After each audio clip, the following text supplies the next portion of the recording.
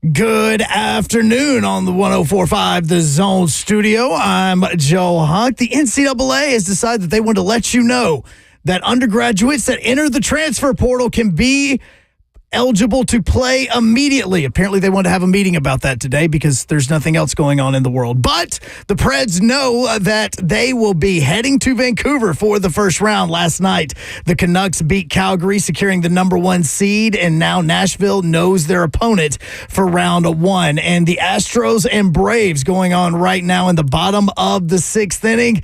Braves down 3-2, but Ronald Acuna Jr. remembered how to hit a home run. For all your foundation repair and waterproofing needs, you need to visit USSTN.com. Breaking news at once on your home for the Vols, the flagship station for your Tennessee Titans, as well as home to 3HL. This is 104.5 The Zone.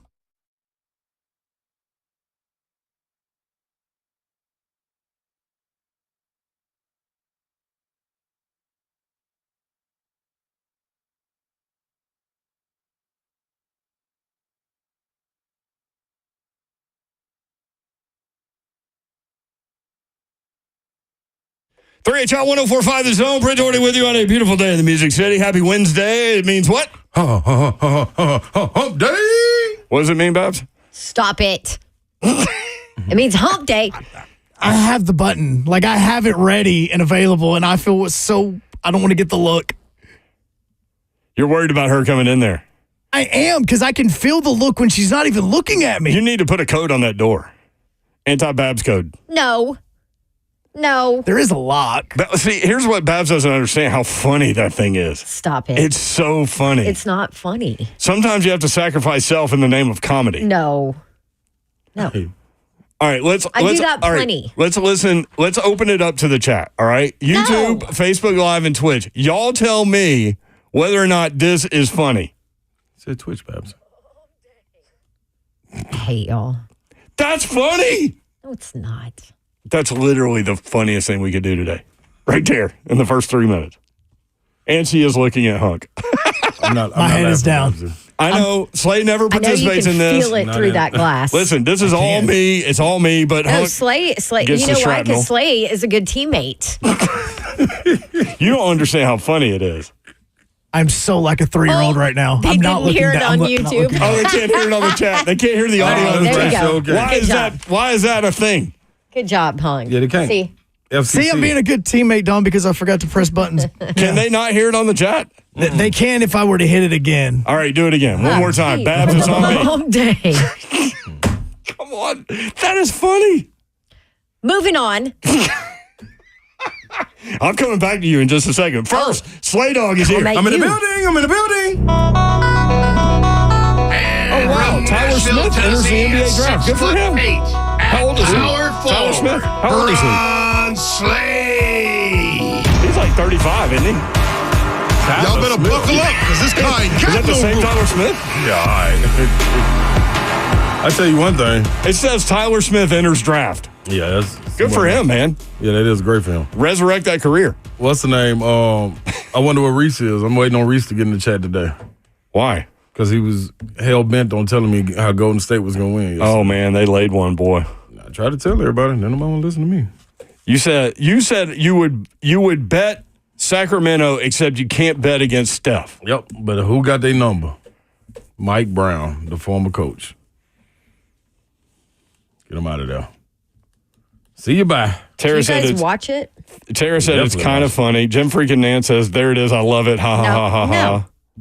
No. Jeremy says, don't bully Babs. Vashon That's right. says, LMAO. Cap says, that's better than Slays. It's not funny, Babs. Thank you. I'm just looking down, Bob. Will says, yes. It's okay. My look is now directed at Mayor. Oh, yeah. I deserve it. I deserve it. But I'm gonna save myself right now. Okay? I'm gonna turn the attention on Baby Babs. Oh. And her sudden love for the NBA. We talked about it yesterday because you said, why do we even have play-in games? Like, who cares? Who cares? But Baby Babs came to the rescue. Someone does care. She Slay allegedly cares. some sort of superpower toward Baby Babs and let her know. Like Aquaman summoning the fish. You just put this telepathic thing out there. It's easy, man. Listen, Uncle Slay comes on TV late for SEC, so she watched Uncle Slay. So it's ingrained in her memory anyway. Basketball. This is a way I can stay up. Good job, baby Babs. Yeah. Just a little. So she's trying to go to bed, but she says, "Mommy, can we watch basketball?" Now listen.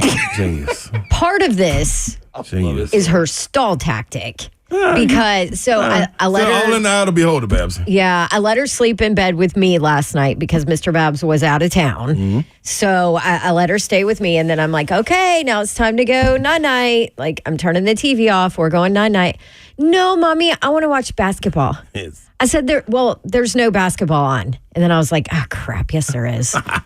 It so is. So I was like, okay, fine.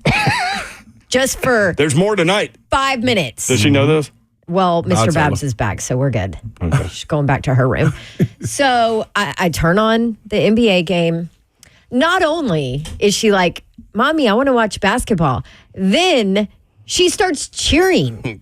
Somebody makes a basket. Yay! You got a cheerleader. Somebody fell in the lane. They called a foul, and he fell, and she goes, oh, crash. I mean, legit. Crash. Somebody misses a shot, and she's like, oh, man. Slay, what do you think about this? I'm like, what is going on? I think it's a wonderful kid. I think y'all raising her right. That's what I So think. do you think that Baby Babs needs to be a spokesperson for the toddlers of America? Yeah, like, hey, here's how you stall. No, it's not. Bedtime. No, No, here's how you stall bedtime. Here's how you grow to love basketball. It was unbelievable. I'm like, not only is she like, Mommy, can we watch basketball? But then on top of it, she's like watching and cheering in the game. Like, no idea who she's cheering for. She cheers on both sides. I think she's really competitive. I wonder where she gets that. Well, both of y'all are competitive. I shouldn't say that. Yeah. But like at Buffalo Wild Wings in Cool Springs, when we were there and me and you and Travis and Hadley had dinner together and golf was on, and she made me like carry her over to watch the guys putt. So whenever they were putting, she wanted to go over there and see it. And if they made it, she reacted. And if they missed, oh no. Oh no. Yeah. But if they made it, she would be like, Mommy, and point over to you. Like I had to carry her back over to you for her to tell you that they made it. He made it. Yeah. Good job, Yeah. Baby Babs. It was That was a fun remote. if it wasn't so like funny to me, I would have been annoyed. But so we watched basketball last night. How about that? Aren't you proud, Slay? I'm extremely proud. Like I said, it ecstatic. was her stall tactic. But I don't think it was. I think you should stop saying mess that. out of it. Stop putting that out in the atmosphere. Devontae on YouTube, hearing Hump Day ain't the funniest thing today. Clay scoring 0 points and costing me $1,000 on my ticket is the funniest dog. That man was He can't 0 go out for like 10. that. 0 for 10. 0 for 6 from 3. 0 points. Steve Kerr Play him, said we emphatically want him back after the game. He can't go out like that. Yeah, they want him back. That's probably not what they need. We got a lot of things we want out here. Wants and needs. Yeah. That ain't what. Is they he need, just though. saying that? Yeah. No, I think he really means it. They want him back. Yeah, they definitely. But on want, whatever level I they- want him to stay there. If I'm with Golden State, I want him, Draymond, and Steph to stay connected Until they they retire. Yeah. That's what you want. We never wanted the Bulls to stop playing. We wanted Mike and them to stay together after 98. And Yeah. Krause felt like they needed something else. That's true. Jeremy on YouTube. Some kids want bedtime stories. Baby Babs wants basketball. And I love it. LOL. Uncle Slate loves it. I mean, I guess it could be worse. It could have been like Coco Melon or something. You know what I'm saying? Doc I'll take McStuffins. Just right? wait. Oh I don't no, even no, know no, what no! y'all are talking about. I will take NBA over Coco Melon any day. What the hell is Coco Melon? Oh, Sounds my like a gosh. cereal. Don't ask because I'm going to have to show you, and then it's going to be an earworm. In your head. And yeah. They don't. There's no words. They just sing. I mean, there's words, but It's a musical? the entire show is Like them Cop singing. Rock? Remember Cop Rock? Did you ever see that? Cop Rock. No. Look it up. It didn't last long. It was a musical, but it wonder was why. like Hill Street Blues or like whatever cop show you want to say. That's a really old reference. Like whatever cop show you want to say. But they sang everything. It was a musical. Huh. Cop Like Rock. High School Musical kind of thing. Yeah, but Yeah. like they were trying to solve crimes and stuff. That's interesting. Shooting at people. Oh, Lord. Is this? This is it. What is this? Cucumber McMuffin top? This is the Humpty Dumpty grocery store nursery rhyme. Yeah. So there's music the whole time, and then they all sing. Oh, man. Cap says Coco Melon is baby drugs. Will says Coco is evil. And Bob says it's awful. Awful. And then just wait, because after Coco Melon, they then graduate to Blippy. Oh, no, we're already on Blippy. Okay, then you're at Blippy already. Yeah. Cousin Roger says Caillou's better. Do you know that Blippy is worth like He doesn't even do anything millions anymore. and millions of dollars? Yes, he has a second Blippy.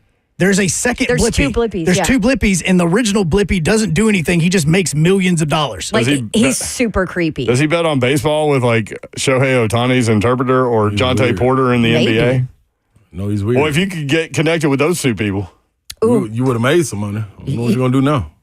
Chris, Babs, my wife, and I are having a baby in June. We'll be a Bluey household. Bluey is the best. And that will It's make like you cry. Written for adults, but like kids love it.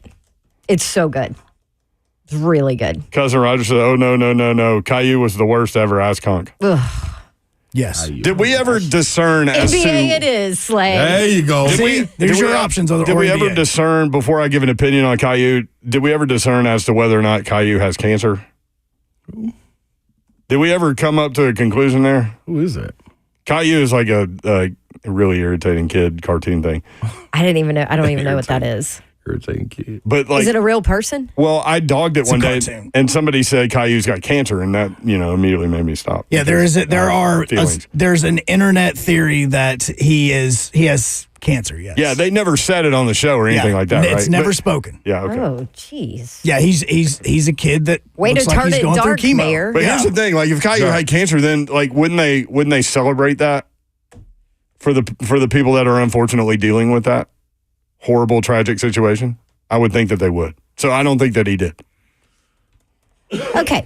Now that we've just solved all the world problems, who are the Titans going to draft? We are going to talk with Coach Mack next, and we started to talk about the depth chart yesterday, and we got through the defensive line, and that's as far as we got. Yeah, because it was an absolute Shiano show. So today, I went back. A to Z Sports pointed out some interesting comments from Titans offensive coordinator Nick Holtz, where he talked about Sadiq Charles as a starter in the NFL.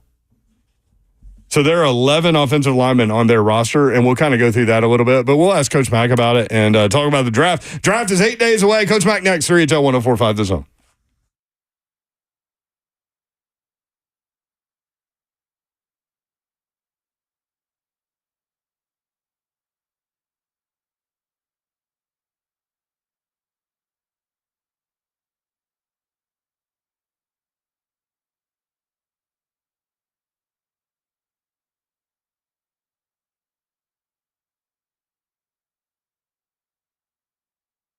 Captain Dodge Chrysler Jeep Ram. That's where you need to go to get that next new vehicle.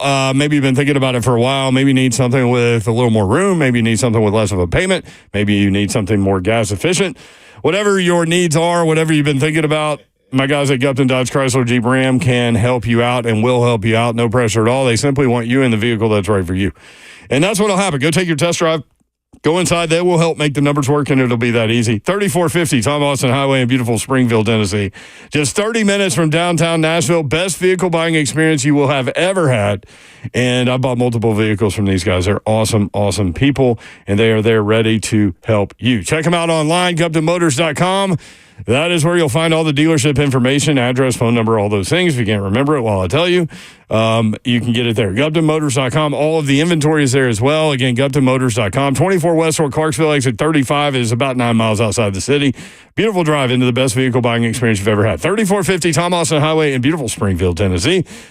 Just 30 minutes from downtown Nashville. That's Gupton Dodge Chrysler Jeep Ram. Ladies and gentlemen, do not be fooled by the weather. It is beautiful outside. It feels great, outside at night. You can even sit out there on your patio or on your front porch, have a nice little glass of bourbon or cigar, kind of like me. But at any moment, you'll see those clouds start rolling in, and storm's on its way. And all the time right here in Tennessee, the power goes out. It's a guarantee. Cove Generators is right here to fix it all. Even Generator Dave, the experts in generators, and that's all they do. And we got something special for them, don't we, Babsy? Yes, we do. A free new 7-year warranty with the purchase of a Generac home standby generator now through May 12th only. That's a $735 value only through May 12th. And then on top of it, you can get an additional $500 off. All you have to do is mention 1045 The Zone, 3HL, Don Davenport, Ron Slay, and any of those.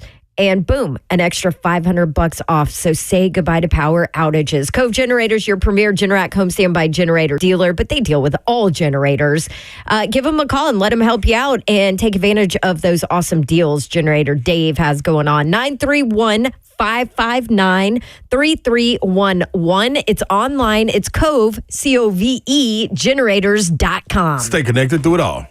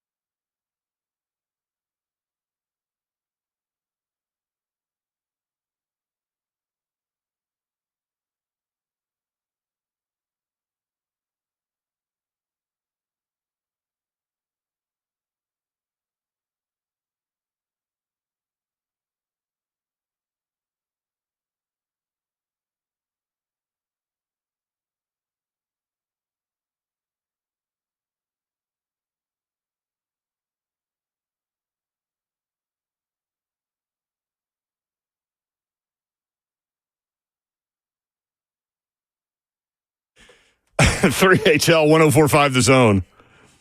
Discussion during the break. So when they refill the vending machines here, they leave what they take out, I guess because of date, expiration date or whatever. They leave on the table in the break room. So there were 5 bags of Doritos, the purple bag, which is what Slade Dog loves. Spicy sweet chili. And so I brought him up here thinking I was being like Mr. Hero guy. And Slade was like, "Nah, dog, I got a bag full of them over there." And I'm like, "Yeah, but these are free." Yeah.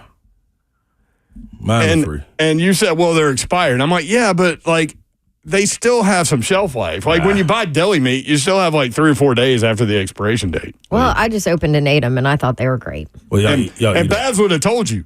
No, Babs won't be able to tell me until she texts him tonight and saying my tummy's hurt. That is not accurate. I'll miss y'all tomorrow. I don't know how I'm gonna do the rally. Here's the problem, Slay Dog. What is the runway for the rally? You've turned into a chip elitist. I am. Without any question. It's April 9th is the date. I mean, that's just last week. Nah. You know what all happened last week? Yeah, these chips didn't become bad. Whole lot. Coach Mack grew up in West Texas. Coach Mack, would you go with these Doritos with the April 9th expiration or no? Did Dawn eat them? Dawn ate them and loved them. Well, and then she's all right? So far, so good. Well, I don't know if she's all right.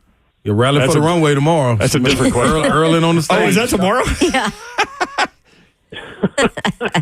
if Dawn ate them, what was that cereal commercial back in the days? Does Mikey like it? Yeah. Mikey like. I forgot about Mikey that. like it. Mikey like it. So if Dawn likes it, Ron, go ahead and eat it. Save yourself some money because I know you're pinching pennies now. Yeah, you better know it. They taste totally normal, by the way. Hey, Coach Mack, Yeah. I think you were in Phoenix this weekend for Strong your pull. annual. In Phoenix, we had it was the 20th anniversary. Pat Tillman. Yes. And so we had the Tillman run. I was just on the phone with those people. I couldn't go this year. They got Jake Plummer to be the celebrity starter. Oh, nice. I will probably do it in future years. But it's amazing, when we first started, I was on the original board, with a lot of people. And when we first started that thing, Alex Garwood, his brother-in-law now, he and Pat married sisters, and his brother-in-law has been running that foundation along with Pat's widow Marie for years. And what it's done in 20 years has been amazing with the Tillman Scholars. And we started it out. We were hoping that we just ran 4.2 miles around Tempe Town Lake that finishes on the 42-yard line at Sun Devil Stadium because that was Pat's number.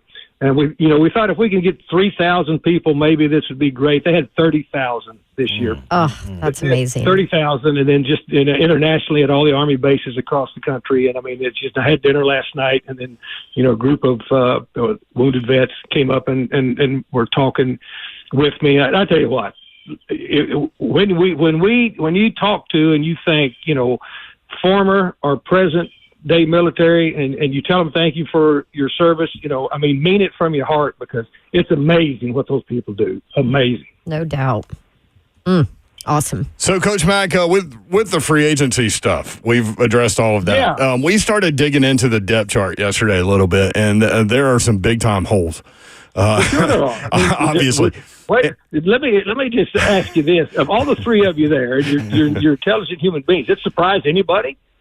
I'm not gonna lie. We read the 6 defensive lineman names, and people are like, I don't know who 3 of those people are. That wouldn't surprise Well, me. you may not know them, but I mean, they were there. They were there last year. Of course, I watch them. Well, they didn't play a ton, Coach Mack.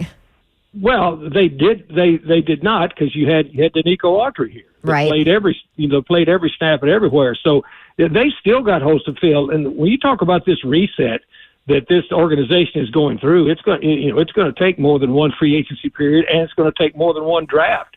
But you've got to start, with a foundation of building it somewhere and being able to fortify where you think you can fortify the best with the elite players right now in free agency as to what they've done. And then, this draft, and then it's going to take, another period. So that shouldn't surprise anybody, because that's one of the issues. That's why there were holes on this roster, and we've already been through all of the reasons why. But now it's Rand's job and Brian Callahan's job to put it back together. Ooh, and it's a job.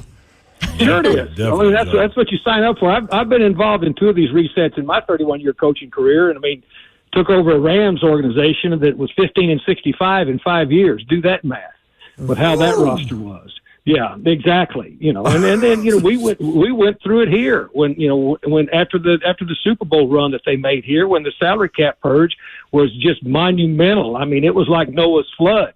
The guys that we had to wash out here because of no money, and it took a couple of these same acquisition periods, and all of a sudden in that third year you go 13-3, and here you are again. But you got to make the right decisions, and I think they're pretty well on their way right now of doing that. Yeah, and I think it's important to note, like, this isn't like an easy fix either. Like, Slay keeps talking about, we didn't get here overnight, so it's not like you can fix it overnight. So these guys have a short-term plan and a big picture plan, right? Brent, that's so true. I mean, that's the way you have to look at it. I mean, there's no easy fix. Now, you go through your reset at different stages. Again, we're in the AFC South, so everybody talks about how all of a sudden Houston has shown back up on the radar. Well, remember they won 11 games in 3 years prior to last year. All right, now do that math. But with that, what they had top 5 draft picks for 3 years. They get free agency. They had 3 different coaches, 2 1-year, 10-year coaches. So it depends on where you start from as to what you're trying to do, and then the decisions that you make, starting with the people that you bring in to start to reprocessing it. And so that's where you are. So, okay, Coach Mack, now with these picks, before we even get to the draft, these acquisitions, these pickups and free agency that they were able to get, were those big splash foundational pieces, or were those safe picks? And I got a reason I'm asking you this. We're going to lead into the draft. But first of all, they had to get the corners, because to run this defense that you got to be able to play man to man on the corners. Yeah, I mean, you just have to be. I mean, that was a glaring need. And then when these new coaches come in, they start saying, when they put those profile tapes up, here's what I need, and here's what we need, and how we're going to. So that was that was a must have right there. Right. They tried to keep the Nico. They tried to keep Aziz. I mean, this is the biggest recruiter in free agency always in the National Football League is George Washington. So it doesn't matter. Money comes into it, but they pivoted pretty quick. They were able to pivot pretty quick back to something that firmed, something up for them. I mean, of course, Derrick Henry's not here, but they added him back because of the new type of offense that they're going to run. And so they put in pieces that they thought would help. And plus they had the money to spend. I've said this before on you guys' show, and I know that you've got to spend at least 89% of that cap space in a 5-year period in cash. So yeah. And now they know, they still, believe me, as much as we talk about the holes that they have, who knows more than anybody the holes that they have? Them. Damn, yeah. Yeah, absolutely. So you look at the draft pick last year with Skoronski. I thought that was a good foundational, safe pick. Do you follow that trend this year?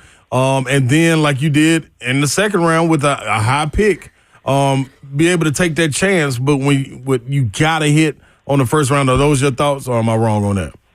You got to hit. Yeah. I mean, you've got to hit, but now you're a little different. I mean, 7 is a lot different than 11. Mm-hmm. Because, and especially with the way it's going to, and none of us know. I mean, I know that you guys, do a great job on this show with all the people that you have talking about, evaluations, and but nobody knows what's going to happen until it happens. Right. I mean, that's just it. That's just the God's honest truth. If anybody really wants to be honest with you, and I'm the first that's honest with you, because I did it for a lot of years. For my mortgage, I don't know what's going to happen. I never did when I was doing it until it starts and goes. Yeah. But you've got scenarios that you must work through, and you have to work through them visually on the board, and then you work through them by chumming the phone lines right now. All of that stuff takes place. But once the clock starts, but when you're at 7 right now, you, especially with what I think may happen in front of them, as far as with the quarterbacks go, you're going to have a pick of some pretty elite players at some positions. For sure. There. And especially if Minnesota gets in front of the Titans and you go you always talk about this. There's a quarterback draft and the rest of the draft. So in that line of thinking, I keep saying if Minnesota does go up there and grab a quarterback, that's 4 quarterbacks in front of the Titans picking at 7, which means they really have the 3rd pick of the draft. And so, I think a lot of people look at Joe Alt and think that's a no-brainer, no-risk pick. They're all risky picks. I mean, they are. I mean, we've seen Tony Mandrich was a no-risk pick, right? Like, did nothing, number 1 overall pick. So, well, that's a name from the past. Right? So, I mean, these guys will do their due diligence, and if Joe Alt is the, risk-reward guy, then he is. If Malik Neighbors is, then he is. I just think a lot of people are looking at Joe Alt as a surefire 10-year guy at left tackle, no risk at all. So you can't guarantee Joe Alt's going to be there. Well, that's true, too. You can't guarantee that, and that's the thing that you have to look at. You've got to work through scenarios where he's not there, because Jim Harbaugh's sitting out there, and he's an offensive line centric dude, out there, and I mean, so there's a chance that Joe Alt's not there because you're looking at the Chargers and you're looking at the Giants, so you don't know, but you've got to do it physically, on the board, and then do mental gymnastics with your scouting staff and with your coaching staff during this time as to, all right, let's go through where he's not there. And that's where your vertical and your horizontal board come into play, where you start putting people in the bullpen, in mock scenarios and say, if this is this, because what you don't want to have happen is your mind, you can't do it. I mean, I learned it real quick drafting. You can't just lock your mind in on one person. And then all of a sudden, when the people in front of you take all the time on the clock and then bam, they hit you and your guy's gone, you better have a plan before then. Coach Mack, would you be okay if they ended up with Malik Neighbors or Brock Bowers? Yes. I think Malik Neighbors first. You like Malik Neighbors first? Well, yeah. I mean, yes. Malik Neighbors is elite. They got 3 elite receivers in this draft. 3 elite receivers and then some really good ones. And Neighbors is one of them. Go ahead, Dawn. So tell me why 7 is not too high to draft a tight end in Brock Bowers. Well, it probably is. But see, for your need for your football team, I mean, an offensive tackle right now, and a wide receiver, an elite wide receiver or an elite tackle that you're hoping will be with you for 12 years and Brock Bowers is an issue unto himself. I mean, he's a hybrid tight end that is way above any other tight end you will get. You will get some functional tight ends from the 2nd to the 3rd to the 4th round in this draft, but he sits alone as to what he could do. But I would think you'd want a receiver, you'd want an offensive lineman first, and a tackle preferably first, an elite one, or a receiver if he's there. So if the 4 quarterbacks go and the Titans have the 3rd pick, and Alt goes and Harrison Jr. goes, you go Neighbors. Well, I would. Yeah. And it would be real close, and somebody in the room would probably be fighting me, either Neighbors or Dunze. So in that scenario, there's really no chance probably for Bowers at 7, because at that point you would have the 3rd pick, and you've got Alt, Harrison Jr., and Malik Neighbors, so you'd get one of those guys theoretically. And again, well, absolutely. And again, I'm not making any picks. I know. I made picks for 31 years. I haven't made any picks in 8 years. I like to talk about it. We're just talking. Well, so in terms of Bowers, because you get to make my pick, I'll let you make my pick. I'll close my eyes and you making my pick. I keep trying to make Slave's pick and he won't let me do it. But in terms of Bowers, because that's a debatable player that we've seen a lot of debate about in terms of like, do you pick him that high? But when you start looking at tight ends, like the statistics on tight ends in the last 10 years, there have been 9 first-round tight ends, no All-Pros. Only one 1,000-yard season. Is he separated from, like, the last decade of guys? Like, is he a generational type guy, do you think? Well, I think he fits into what is going on with the elite, tight end position with the quotation marks around the TE part of it. That's changed. Yeah. But the league has changed. It's what you're doing with those guys now. You know, I mean, when you look at Kelsey, you look at Kittle, those weren't first round picks, but they had a skill set to be able to get open and to combat catch and then extend the catch when they caught it at a high rate. That's what you're looking at now. And Bowers, that's his strength. This guy is an instant catcher. He's a really quick get open guy, and he's an instant accelerator with the ball in his hands in space, and he's a matchup problem, and that's what those guys are. And so you don't necessarily, back in the day, a tight end had to be a certain size and a certain weight because most people, were using that tight end when you had a closed side of an offense to run the football. Well, that's not what Brock Bowers. That's not his strength. His exceptional trait is the fact that he is a matchup nightmare that can line up anywhere, across the board as far as to putting him in a receiving position and then beat most people that he's lined up with and then make contested catches. Coach Mack, real quick, with me having the lack of knowledge, how the draft goes, not being able to be in that Ron room. Slade, don't ever tell me you've got lack of knowledge again. I know, but in the room, I ain't never been in that room, Coach Mack. So let me say something else. You never will be. Go ahead. All right, man. Coach Mack, if you get in that room, I think you'll leave a back door open for me to sneak in there, man. Tell me, Slade, sit your butt down and be quiet. How you gonna sneak you in? Room, you absolutely will be. I know it. All right, so let me ask you this: that loudmouth and 6'8". No, Coach Mack told me to be quiet. I'll be quiet. He told me to get off the mic one time. I had to get off the mic. Hey, that's right. When does at the bowling event. When does the crapshoot start? If you only know if that's the right word for it, because the first round, second round guy, you expect them to go out there and play. But when does the gambling start on the guys? Depends on the strength of the draft. Strength of the draft this year, you look at the tackles and you look at the receivers. And because the strength of the players and the volume of the draft as far as positional, that's what tells you that. Okay. Then when you get into a run, what you're talking about is a run on players. Yeah. It's going to be interesting to see where people, put how they separate the running backs, how they separate the inside linebackers, and, how they're going to separate the interior defensive linemen. That's where the run will start because you've got a couple of guys that may stand out. They're not standing out as far as elite top 10 talent, but then that's when the separation of your evaluation and the needs on your team start to come in. So when you talk about, I think you're talking about the runs. Yeah, when does a run start? Mm-hmm. And that's in this draft to me, it'll start about in the middle of the second round, and then it'll start with that second tier of corners, and it'll be the first tier of running backs as far as to how they're going to come off. And then you start working down because the edge rushers, there's some decent guys in the edge rush category that you're going to be looking at. But that part of the draft, and it was a really good question, starts depending on the strength of the numbers in the draft as it pertains to 2024. Okay, gotcha. As a former defensive coordinator, how do you deal with Bowers? Safety, outside linebacker, slot corner? Like, how do you deal with him? That's a good question. Well, we had Tony Gonzalez. I can remember the years we'd play Tony Gonzalez, and we'd double him. We would double him. That's a lot of Tony Gonzalez there. You'd double him. You'd play over and under on him. You'd play inside out. You'd play inside out on him. You'd box him. You'd triangle him. And then when we'd play him, I'd try to design all this stuff to do. Keith Bullock would get mad as hell and say, Coach Mack, I can cover him by myself. But saying that opens up so many other avenues for the rest of the offense, right? Like when you're having to devote that much attention to a tight end.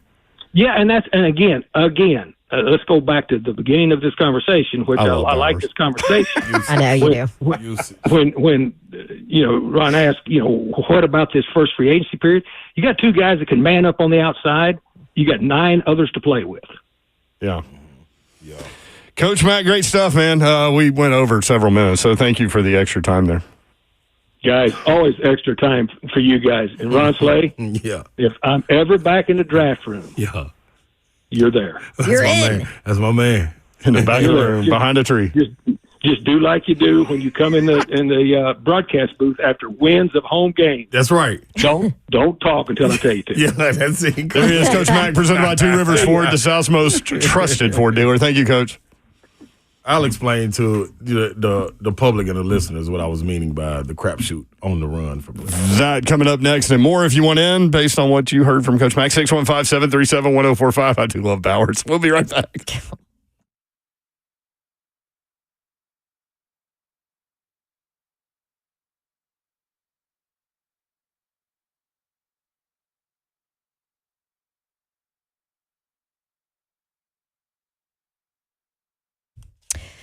Do you want a creative and easy way to get out of debt? Yeah, Loan Pronto can help you do it. You can be 100% debt-free from credit cards, from car loans, from personal loans, all those high-interest loans that you're trying to pay off, but that interest is just so high. Well, Loan Pronto is who you need to call to help you out because we all have equity in our homes in this area. Loan Pronto's Equity Express line of credit can make it happen. Turn your home equity into cash, get rid of the high interest loans, and you can do it almost instantly with Loan Pronto's AI-based system. You get approval in about 10 minutes, almost no documentation needed, no appraisal needed, no hassle. Get hundreds of thousands of dollars out of your home and use that money to pay off all your other loans. The average homeowner is saving about $850 a month doing this. Call Loan Pronto right now, 615-499-5780. Visit them at loanpronto.com, 615-499-5780. Loan Pronto, NMLS 1661781, subject to lender approval, equal housing lender.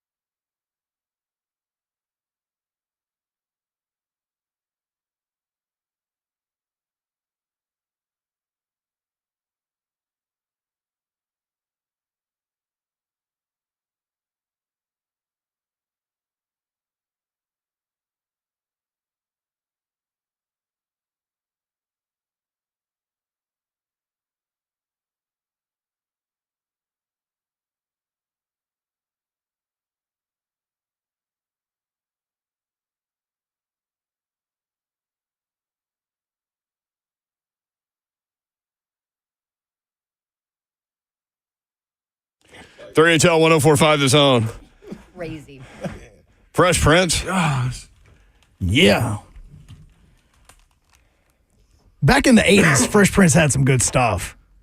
Girls Ain't Nothing But Trouble. Girls Ain't Nothing But Trouble. I was mean, his first hit. Summertime was a jam for sure. To this day. That, Nightmare on My Street. Yeah, I love that too. that was a good one, but I mean, nothing from him's going to be Summertime. No. Then you had 90s Will, Miami, Men in Black. Yeah, 2000s Will's I different. didn't like good. all that stuff. Oh, I liked all that stuff. I was rocking with. Getting jiggy with it. I didn't like. I like that for a I didn't second. really like to get jiggy with it though. You like it for like a second? No, I mean Just the two of us? Come on, him and Little Man? No, that was cool. Oh, no. That was Cash Money, Rockefeller days. When Nah. it depend what party I was at, like who was jamming to it. I can act like I was jamming. I just give me 2 more beers. Let me get full. I dance with you and everything. So does the party level, like how good the party is, can you just tell how good it is based on how much you've drank? Like the more you drink, the worse the party is, or how is that? It depends how long. 1, it depends how long I'm staying. 2, it depends what the room is full with. 3, depend if the drinks are free, half off, or am I paying full price. 4, it depends on did I already get my monthly check, like we was just talking about, or my Pell Grant. That depends. Or 5, do I need to go to the car? Maybe I should leave that one out. Continue. Oh, boy. No, continue. No, I'm a good guy. I just like to get fried. That's a T-shirt. I'm a good guy. I just like to get fried. Dude. Yeah. Part of it on the front, part of it on the back. Man, Grey Goose was a thing then. Oh, did you do cigar and bourbon last night? Yeah, I do it every night now. It's warm out. Because of the weather? I miss it. I hate when it get cold. Can't never go out there. Got to go to all these cigar bars. I just go pick up my cigars and take them home. 615-737-1045. You can watch the show YouTube, Facebook Live, and Twitch. Twitch, please. Man, looking at this Titans depth chart, we're going to do this at 4 o'clock. But went through the offensive linemen. There are 11 of them. So are there competitive situations in there? Yeah. Are there guys you trust in there? Probably not. I don't know. We did defensive line yesterday. We read out 6 names, and like repeatedly people were saying, I don't even know 3 of those people. And that's 50% of guys that are out there. You know what I mean? Because like defensive linemen get dinged up, man. You need them. All of them. All of them. You got to have them. Slay, you said this on Monday that Tobe Awaka could come back. Now everybody is on that potential move. Yeah, it's weird. It's weird how it happens. But what's funny about you, and who was I explaining this to? Lucas Pansica. Because they tried to credit somebody else about, it was about Jonas Adu going into the portal, and they credited On 3. And I'm like, unless they said it yesterday, Slay did that. Yeah. But like you break stories without even like, I don't even know you're breaking a story. I'm just like, okay. Hey, you know what? That same day I was saying it saying it on the show, and the guy in the chat was like, "Hey man, I ain't seen that nowhere. I don't know." That's how I knew you broke the story. I was like, "Dog, and I was gonna go back and forth, and I was like, you know what? It's cool. Whenever it come out, all right, cool." Like, so you think Tobe comes back? I mean, I think it's good, strong. I'll say about 85%. That's pretty strong. I mean, you can't say 100 while he's still out there because somebody could be like, "Hey, man, here's a Ferrari and like $100 grand." At any moment, you know what I mean? At any moment in this climate, anything could change. But I do think if it was told correctly to me, if it was based on playing time, then cool. Now, my conversation also with. If it were me, if I were in Tobe's position, if I were going to have the conversation with the coaches, like he supposedly had, I would ask, where would my opportunities be in the offense? I would have to know that before coming back. It can't just be about playing time. Can that be answered right now, though? I'm not sure it can. On the front end of that, before you answer Or that. it could change. On the front end of that, before you answer that, how much did JP Estrella show you? a whole lot. Like he deserves playing time, especially late. Yeah, like he's gonna be the guy. I mean, he went in there and battled the best big man we've seen come through college basketball in decades. Yeah, like real live. I do think with Zakai coming back, that's the caveat, because he's a guy that wants to get. He's led the SEC, if I'm not mistaken, back-to-back years in assists. It could have been 1 year, but he was right up there if it wasn't for the ACL injury. Yeah, the other year. So I would love to play with that. This is really a pass first point guard. So I would, as a big, you would love that, right? Oh my gosh! So you got to take that into account. Hopefully, getting the right information. And Tobey is a very, very intelligent young man. All right, when we come back, we're going to go through the 11 offensive linemen that are currently on the Tennessee Titans roster, where there is competition, where there are guys you can trust. The offensive coordinator mentioned one of these guys as a potential starter that you probably didn't think that of him, but we'll tell you about that. Talk about next. 615-737-1045.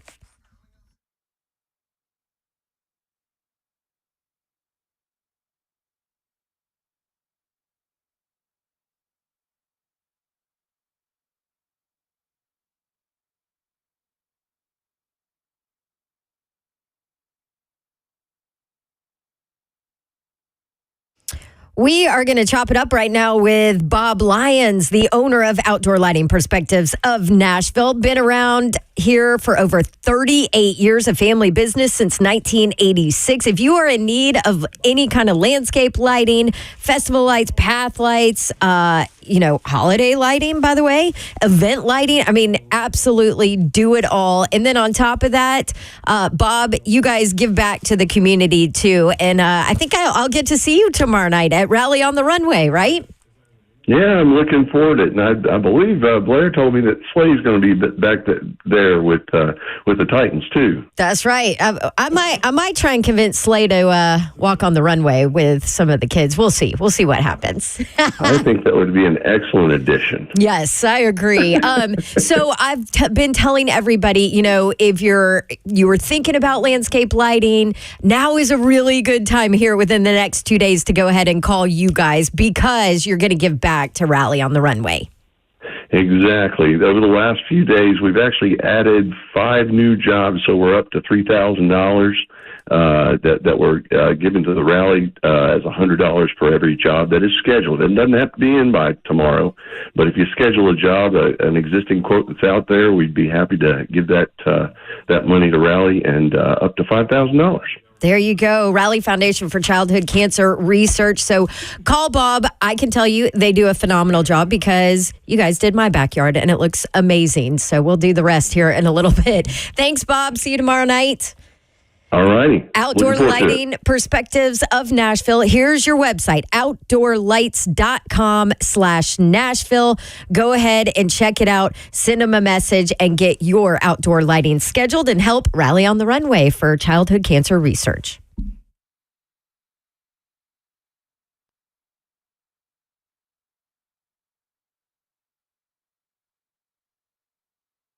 Mortgage professionals in Middle Tennessee.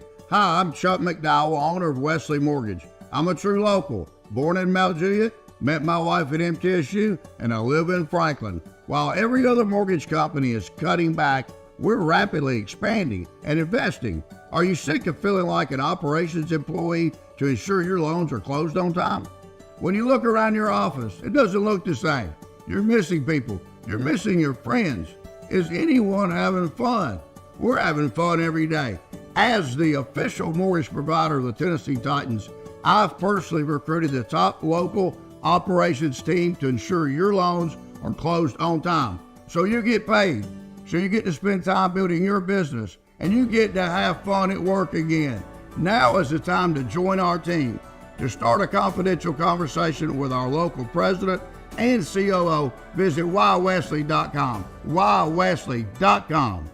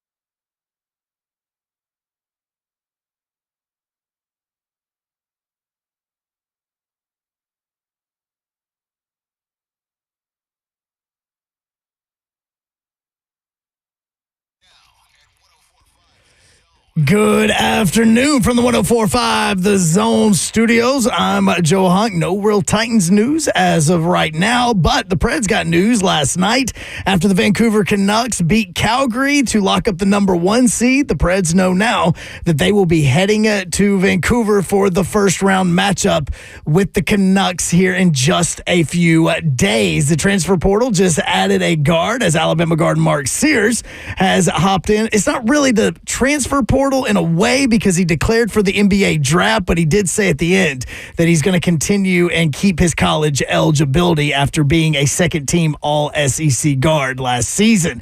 And right now, the Braves were down 4-2 to the Astros, but tied it up in the 8th, and now both teams, as they are looking to potentially send this one to extras, still tied at 4. For all your foundation repair and waterproofing needs, you need to visit USSTN.com.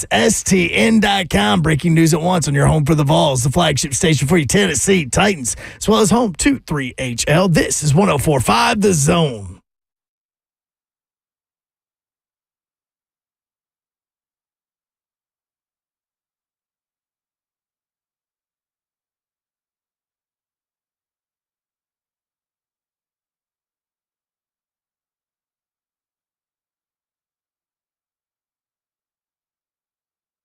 .3HL 104.5 The Zone, Wednesday edition of The Big Show. Hope you're having a great hump day. Hump day.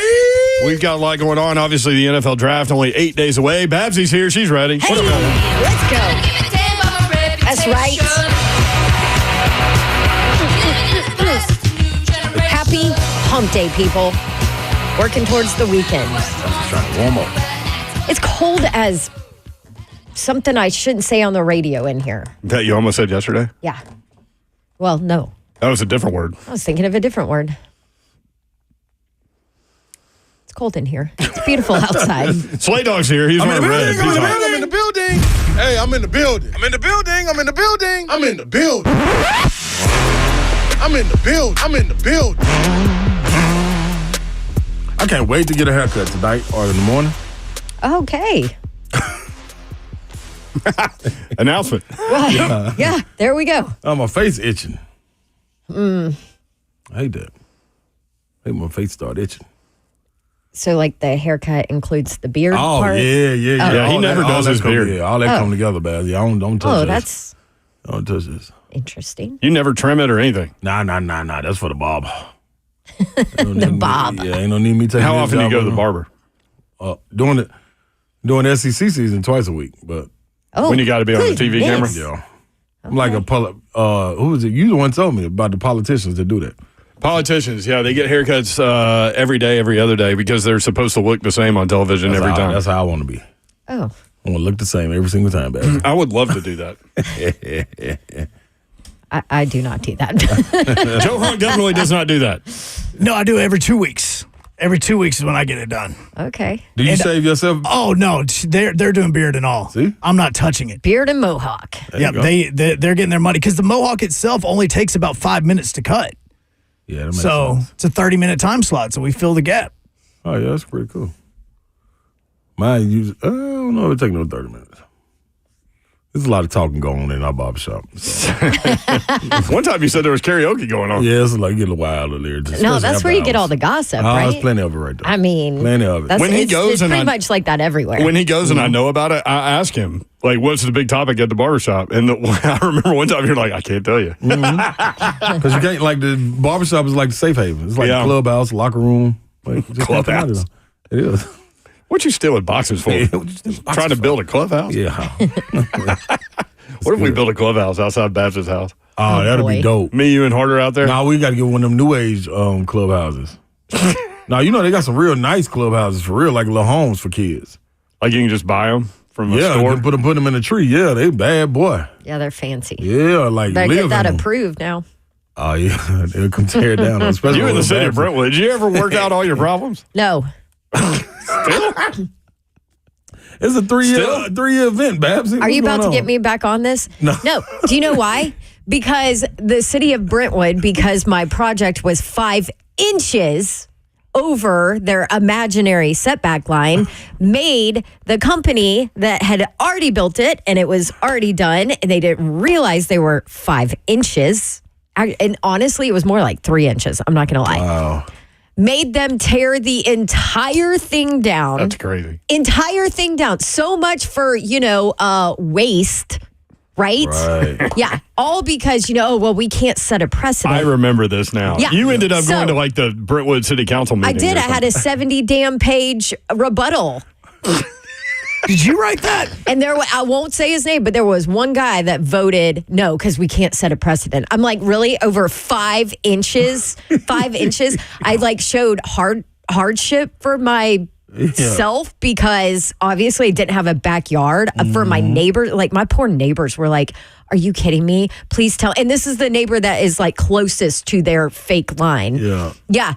Tore the whole thing down, rebuilt it, all of that. And then my company went out of business. So I still have yet to pass inspection from the city of Brentwood on my backyard. Now, I have called them. A lot of them listen. Hi, guys. It's me again. It's me again. Hey. Hello. Yeah. So Is it me you're looking for? So I did call and I said, hey, I have no idea what to do now because of y'all's wonderful decision because you don't want to set a precedent over 5 inches. My company is now out of business and basically I'm left to do all this crap on my own. And okay. This is getting some really out there comments on the chat. Yes, it is. 5 inches matters to some people, Babs. Thanks, DHB. Appreciate that. Anyway, so. And I held back. Yeah. I held back. I know, You did. I know. Well, don't worry. I'm proud of you. They Don't were worry. there. Our listeners did not hold back. They are all in on this. So anyway, I call to find out what the hell I have to do to pass inspection, right? And they're like, oh, well, you have to get this something certified thing from the electric person, this from the gas people, just to make sure everything's right. I'm like, I'm not doing that crap. I'm bad about all My that. company could have done it, but you guys put them out of business over 5 inches. So 5-inch that. There you go. So I still haven't passed inspection. Glad I brought this up. We have to redo the deck because there's holes in the deck, Yeah, right? your mom almost fell through. Yeah, Buff fell through. Her heel went through. So I was like, okay, now we have to do a new deck, which stresses me even more. But now I'm like, oh, great. This new company that I hired, to come in and do this deck, I wonder if the city of Brentwood is going to not allow their permits and building permits and whatever to do my deck because we still haven't passed inspection from my project I did 4 years ago. Somebody said, let Babs get it all out. Yeah, Sarah's photo. Yeah. She said, you go, girl. Go, girl. I mean, the comments, I can't even read some of them. This is what you did to the what show a today. dangerous conversation for terrestrial radio Reese and Laura- on numerous levels. Reese said, and people say I'm crazy. Yeah, difference man. is she's sober. Yeah. Anyway, 615-737-1045 at the All that came 1045. from a clubhouse. yeah. Clubhouse. I should have switched. I mean, I guess it was 3 inches. Anyway. Look, Dawn, it's major. You can't say 5 and it be 3, just like we can't say 1 as it be the other. So we need to know 5 or 3. Anyway, maybe I should call Brentwood again tomorrow and be like, what do I have to do to pass listen, what are y'all codes? doing? There's all kinds of people calling them right now. I guarantee you. Listen, I'm not the only one that gets annoyed by them. All right, 615-737-1045. Could Sadiq Charles actually be looked at by Titans coaches to start inside on the offensive line and not simply be a rotational plug-and-play guy? A to Z Sports pointed out some interesting comments from Titans offensive coordinator Nick Holtz. Here's what Holtz said about Charles recently. Quote, he's really a power player. You look at him in Washington and where he came off the ball, you could really see that. For us, he's attractive because if we can get that level of play consistently, he's a starting guard in the NFL. To get him how we got him and to get him as quickly as we did is exciting. It's funny, they've acquired these dudes and I just kind of, I don't know, throw it out with the rainwater or the bathwater. All of it. How did that saying ever get, throw the baby out with the bathwater? How Don't did that throw the ever? baby out with the bathwater. Is that what it is? Yeah. Don't do it? Because why would you? You got to change the bathwater. You can't forget to take the baby out. Is that what it is? I think. How did that become a saying? That's a good question. Is that just a Southern thing? Hunk. Hunk's on it. Already looking it up. So then I started looking. So Sadiq Charles is probably, if that's true, he's competing with Daniel Brunskill, right? Okay. For the right guard position. So- but where is Dylan Radens in all of this? I'm after listening. Jim Wideman has put out some great articles in the last couple of days. After listening to the way Bill Callahan spoke about him, Brian Callahan also ran as well, and then being able to see Dylan Radens working to get back with everyone. I'm telling you, his body totally changed. Now, you got to think he's coming off an injury last year and was thrust into a role to try to, patchwork an offensive line. Now, you give him a full offseason of being healthy, a new O-line coach, OLJ, coming in as far as Bill Callahan, and let him get his technique. I don't think he's far off from being the guy to have right there at the right guard spot and letting Brunskill be another guy right there as far as depth. Then you go get that left tackle and you let NPF and what's my other guy? NPF and Jalen Duncan. Let them fight it out. Or let them be left side, let them figure it out technique-wise, and you go get your right tackle. Whatever it is, I think they're in a good spot as far as. Jalen Duncan just had to play too soon. Yeah. So I don't think we should judge him. Yeah, I'm with. I feel like they were Ravens. Agree with that? Well, Yes, I feel like they were Ravens too, though. You still saw him, though. Right, but he's a 6th-round pick. He needs time. Yeah. Yeah, And they all said that going into the season. And then he gets thrown into it. because you had to. Dylan Radens, I felt, got thrown back into it coming off of injury as well. And then you had to play him at different spots all over the offensive line. There was zero chemistry on that offensive line last year. Zero. You had different guys at different spots almost every single game. And that's what did we have a stretch of like 3 games total where you had the exact same offensive linemen in there? Yep. And 2 of those were not great, and they're gone. Yeah, we'll talk more about this at 4:45 because Todd Fuhrman's coming up. We're going to talk point spreads, but I want to get back into this and kind of identify where the competition is going to come from, and are you even excited about the winner of these competitions? Right? Yeah. I don't know. 615-737-1045. The other weird thing is, in terms of PFF, the Titans graded out as the 30th best offensive line. Who was worse than them? I didn't even see 31 and 32. We need to find that out. I'm going to take a guess. Jets is one of them, That's right? exactly what I was going to say. Panthers have to be the other. That ain't a bad one. Yeah. Because they gave up a lot of sacks. Listen, man. Y'all, we're smart people. Oh, it could have been the Giants. They ran my boy off and ran him in the ditch. How in the world is it not the Titans? That's what I'm saying. That's the question. When you said that story a month ago, and it was Titans 30th in the PFF, I'm like, what? Who's worse than them? It's because the Titans had to play the Panthers. So somebody had to suck more. Good point, huh? Ha, ha, ha. Joke's on you. All right, Brentwood City, you're on notice. 615-737-1045. Todd Fuhrman next.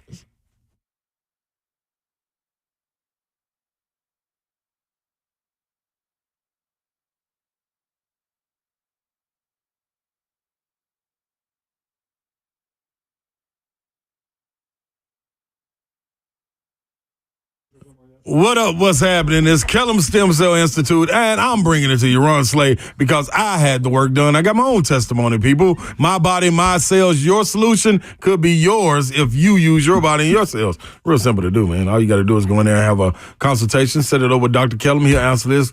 Any question you have, I promise you he'll answer fully. But you got to call this number to set it up. 615-850-4415. That's where you hit him up and you figure out the date that's going to work best for you. He has a great staff that's going to work with you, stay in touch with you all the way through the process. And then when you sit down, I did it all in one day. Consultation, knocked it out and say, let's go. I don't need to hear nothing else, Dr. Kellum. You sold me. Now let me see what it's all about. Went in there, got my knee done, got my hip done, got my shoulder done. Haven't had not one problem. I'm guaranteeing you the inflammation is going to leave your body. And if it's not, they are stored for future and continued use. You just got to give them a call. Kellum, Kellum, stemcellinstitute.com.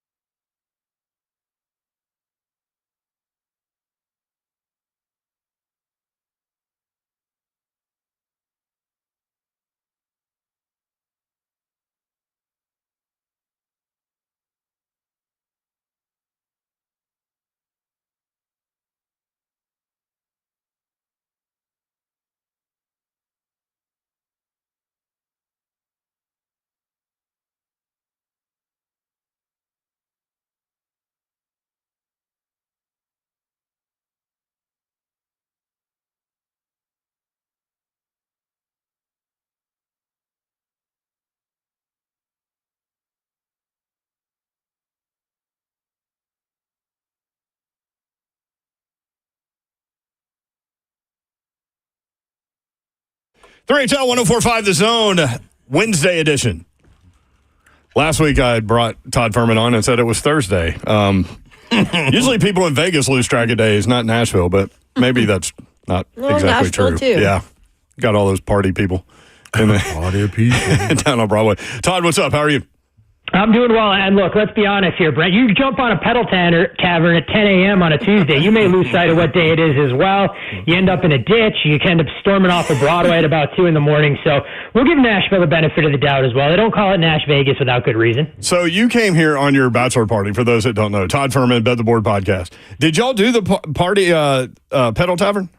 Is that a serious question? I mean, if you're setting odds on a yes-no prop there, just let me know what kind of no price you'd like to hang out there and just tack on an extra zero. There was no way to really rally the boys in any capacity to do much of anything. We had a couple of nice dinners. We jumped on the bus, headed across the state because you needed to bring the Bet the Board presence out to Knoxville to get that Alabama monkey off your back. And I just wish we had taken part in throwing those goalposts into the river like all the Tennessee undergrad did. Like Peyton Manning. I just love the fact that like Tennessee's got one win over Alabama in the last 2 decades, and you were there for it. Hey, you know what? We've been pretty lucky. I don't get a chance to go to a lot of sporting events, and as it pertains to football, knowing how busy the schedule is in the fall. But the last 2 college football games I've gone to, opposite ends of the spectrum. You get Alabama, Tennessee in that game where they were going to score every time either offense got the ball, and then sat through Army Navy this past year where it looked like neither team was going to be able to move the football for the better part of 60 minutes. So diametrically opposed, and the craziest part about it is theoretically those 4 schools all play the same sport, but explaining that to someone from a foreign country, they'd find it hard to believe. Man, absolutely. Hey, dude, this is something I got, and I mean this in the most sincere way to Todd Father. I'm really wondering what's coming. Yeah. I'm dying to hear where this is going, Slay. And you preface it that way, it can never be a good thing. No, I want to know, man. First of all, are you guys going to hire Jonte Porter? And second off, what does this do for the betting market for a guy to come out in the league and be able to get a lifetime ban, man? So I think the league had to make a statement, and it probably made it easy on them that Jonte Porter wasn't a household name. They didn't have to worry about one of their superstars and any of this kind of thing, and people will be none the wiser in terms of how it all goes. Now, in terms of us hiring him, no. We tend to hire smart people, Slay, not people that are dumb and are willing to throw away their careers for a few dollars, hoping they don't get caught betting single-game parlays through a number of different vehicles to make $15,000 or $20,000 when you're making more than $400,000 annually, even on the end of the bench. Right. And I think when you look at a storyline like this, it's so many different levels of stupidity, from the player to the sports books to everything else involved. And my biggest fear is that people go, oh, this is why we shouldn't have player props. If anything, this is the reason why we should, and the importance of regulated markets, because if this takes place offshore with corner bookmakers, nobody is any the wiser. This thing continues to go on, and you never know once you start to go down that path, where it ultimately ends. So fascinating story for all the wrong reasons, but I think this is exactly why you have those safeguards in place as it pertains to regulated sports betting in 2024. So the way it is, though, Todd, like with it opening up, trying to, trickling into each state, trying to get nationwide, is it easier to kind of, you think, monitor it? Or are you still getting these offshore guys that's trying to tweak the lines and things of that nature? Well, 100%, but I think, this is where it's a catch-22, and this may be a little bit too much inside baseball, but I feel we brought our 3HL listeners along slowly through legalization and everything else. The more books that you have that are unwilling to take bets from people that have an edge or information, it creates a dangerous situation. So you go and try and bet at some of these sports books, you have relatively low limits. They want to cater to recreational bettors that are just kind of firing into a lot of these higher hold markets. And for all the dollars that they claim they want to bring onshore, that they want to bring into the legalized regulated market, you do this for a living, you can't bet enough, even on some of the big time sporting events that are out there. Whether it's an NHL sider total, whether it's a college basketball game. So you'd be amazed if I sent you some of the screenshots in terms of Masters bets and head-to-head matchups for the single largest golf tournament that's out there in terms of what books were unwilling to take. And that's the frustrating part, that you have all of these operators say that, oh, we're trying to do, essentially the Lord's work and take all of this above board, when that couldn't be further from the truth for those folks that actually have the information, and you should be willing and able to book them and move accordingly off of their particular betting patterns. I thought that was the best and most fun way and entertaining way to bet the Masters was the head-to-head matchups. I had a good time with that one. Also did really well. But that's there is no end to the sweat, and I can only tell you when you watch that second round playing in the 25 to 30 mile an hour gale force winds. Mm-hmm. I mean, I had a matchup on Gary Woodland against Bubba Watson. I think Woodland at one point in that round had a 7-stroke lead. That thing went crumbling, and it's rare when one player that you're betting against shoots plus 10 that your golfer goes even worse at plus 13. But on the flip side of that, I know we talked a little bit about Tiger Woods and told folks, look, if you want to bet against Tiger to make the cut, it's a bet I made, laid a price of minus 130 at loss, but was also going to try and bet against him, thinking that the longer he was in the tournament, the better chance he had for an implosion. And sure enough, that's what we saw. He ends up losing by 8 strokes to Phil Mickelson in the head-to-head there. And it's why there are so many different ways that you have to be able to attack those unique markets. So do you take that information and move forward with it into the next majors, or are they just all different? Because Tiger Woods, I mean, he beat a lot of the world's best golfers through 2 rounds, but then he ended up having to play 23 holes on Friday. So on Saturday he's going to be sore. He already told you he's sore every day. Exactly, and that's the reason why you're not going to get prices to bet against Tiger Woods in some of these matchups going forward with what I would call upper echelon golfers. And you can see kind of how those numbers shifted. For example, on the 3rd round on Saturday, he opened up as a pick'em against Phil Mickelson. I think Mickelson wins that matchup by 10 strokes or thereabouts. So what do odds makers decide to do? They open him up against an amateur in Shipley on Sunday. They do make Tiger a favorite. He loses that by a couple strokes, but you had to bet guys like Shipley and Vijay Singh against Tiger. And even for professional bettors, you go, is that a mountain that you really want to die on? Or do you just kind of go, I'm going to take some of my profits fading them with golfers that I felt were in a different tier and walk away from it? So I'll be curious if Tiger does play the subsequent majors, who he's matched up against and what some of those prices will look like, because Augusta has kind of been his home away from home. All right, so what are you seeing in the NBA? Number one, what's the level of betting in the NBA playoffs? And I mean, is this just Boston and whoever from the West is a lot more competitive, but is Boston the team in the East? When you look at the odds, I mean, it's Boston is north of a $2 favorite to come out of the Eastern Conference. And some folks have joked about if you're setting an over-under on total losses for the Celtics in the 3 series they'll need to play to advance, where do you open that number? Is it 4.5 juiced over? Is it 5.5 juiced under? But I think, on paper, the only team that might be able to push the Celtics would be the Philadelphia 76ers should they get there and Joel Embiid stays healthy. But as we've seen from Boston before, they're not afraid to lose to inferior teams, so it would be fascinating to see them get a Heat team, even in a shell of its former self compared to where it's been in the past. But it looks like it's Boston's to lose in the East. To your point, the West should be a lot more fascinating, and you see that reflected in some of the numbers that are out there in terms of series prices. The Mavericks, about $1.40 favorite in their series against the Clippers. Suns Timberwolves, more or less a pick'em, although the Suns have taken money. Not quite sure why, because I don't know if the matchup set up all that well other than some of the star power for the Suns. Even the Nuggets against the Lakers, just a 1-4 favorite there, and we'll of course see what that final series price looks like. So the West, I think, will be a lot more fascinating to try and see unfold. And of course, when we're following some of the injury news that's out there, when will Giannis make his potential triumphant return for the Bucks? But awfully interesting to see the Pacers as a 1-point road favorite in Game 1, despite that being a pick'em for the series. Todd Fuhrman, our guy in Vegas, Bet the Board podcast. All right, in the NHL, the Preds are there. They're going to play either Dallas or Vancouver. Could you break down both of those potential matchups?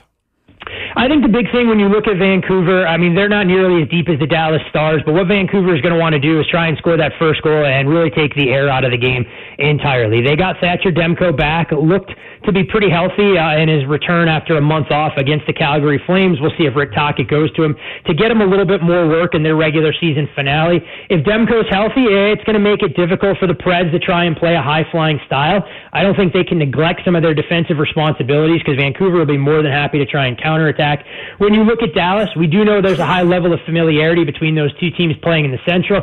I think what's interesting, though, when you look at the season series between the Preds and the Stars, Andrew Burnett has leaned on Kevin Lankinen in a lot of those games more so than UC Saros with better career numbers. I don't think that would be the case in a best-of-7 series, but it is something interesting as you dig into some of those figures. And that high level of familiarity, may benefit Nashville, but at the same time, for me, Dallas, my number 1 power-rated team as it stands in the entire NHL. You look at their depth, their ability to use 4 lines, the addition of Chris Tanev at the deadline to help bolster that blue line, and Jake Ottinger, that if he can regain some of his form that we've seen in the past, makes them a very difficult out. So I think the Preds have a puncher's chance against Vancouver. Wouldn't like their odds should they meet up against the Dallas Stars. Interesting. So NHL, just in general, where do you find value as we get close to the Stanley Cup playoffs? Not much in the way of the futures market because I do think you have a separation of the haves and have-nots. And if you're looking at a lot of these teams at this juncture of the season, you're going to make a little bit more money in terms of a money line rollover. The one thing to keep in mind in the Eastern Conference, you'll have the two most lopsided series on paper with the Rangers taking on the Washington Capitals and the Carolina Hurricanes taking on the New York Islanders. But we've seen the Islanders push the Canes in the past. I'm not sure that they have enough firepower to be able to do it there. But for me, my advice would be to kind of bet game by game and series to series more so than tying up your money unless you see seeds completely going out the window. The one number that did surprise me a little bit, and I'm curious to see where it settles, is Winnipeg with home ice advantage actually opening a short underdog against the Avalanche, where Winnipeg for me is the deeper team. They can play a heavier, more physically imposing style, a better goaltender as well. They just don't have the star power of Nathan McKinnon and Cale Makar. Todd, do you have an NHL bet tonight that you like or an NBA game? The NHL board is a little bit tricky. We're not quite sure what we're going to get out of some of these teams. True. My closest play tonight would be on that Oilers-Coyotes over. I was hoping for a Karel Vejmelka start from the Coyotes. Instead, we're going to get former Predators netminder Connor Ingram, who was terrible over the weekend against the Flames. But this could be a little bit of a pond hockey atmosphere. I mean, Arizona's been one of the highest scoring teams in the league over the last 2 months. So not nearly as bullish on this game as I was last week on Slay's Oilers, that he gave me the stamp of approval against the Knights. But I think of the 4-game slate, over 6.5 would probably be my favorite look. What about the 2 NBA games? Not a whole heck of a lot in the Bulls NBA. Lean over in the Hawks-Bulls game, but that total has been bet up a little bit from 218.5 to 222, so I don't think there's a whole lot of wiggle room. And maybe look for this Heat 76ers game. If it starts quickly, to try and look for a live under bet in some capacity. I can tell you professional bettors did get ahead of it with tomorrow's game between the Kings and the Pelicans before the Zion Williamson news broke. They were willing to bet Sacramento on the money line and play the Kings at +1 where that price opened. We'll see where that number settles, but should be an interesting game because I'm still not sure Brandon Ingram is anywhere close to 100% either. Yeah, the way he got held out, like that was wild to watch. Yeah, sitting on the end of the bench despite them making a run late in that contest leads you to believe that the Pels could be going into this one a little bit undermanned against the Kings team, who's shown a little bit more on the defensive end since they've dealt with injuries to the likes of Malik Monk and Kevin Huerter. What about baseball, Todd? Do you dive into that, and what's the best way to attack it? You know what? I don't do a ton of handicapping on my own. I will bet games that come in from guys that I trust and respect some of their opinion. It's kind of that don't ask, don't tell type of Slay's got some baseball winners for you.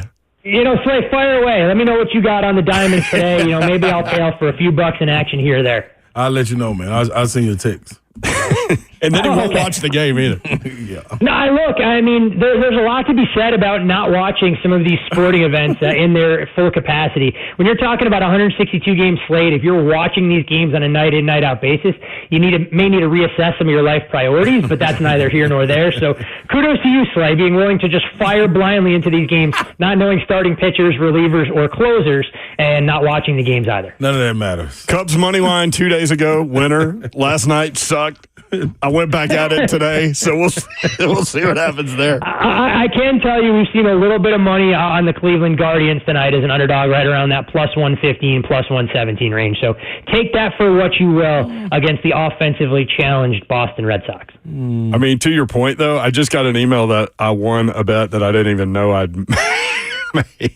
That may be scarier than anything else. I know we talk about responsible gaming during this segment at least once a week. I can't account for what you guys do, and I'm not on the airways with you. But you know what? If anyone should share the responsibility and blame in all this, I'm not going to blame Slay. I'm not going to blame you, Brent. I'm just going to blame Dawn as trying to be the guiding light, assuming she's finally figured out how to work all the fancy contraptions on her new truck. Well, I mean, truthfully, yes, that's definitely true.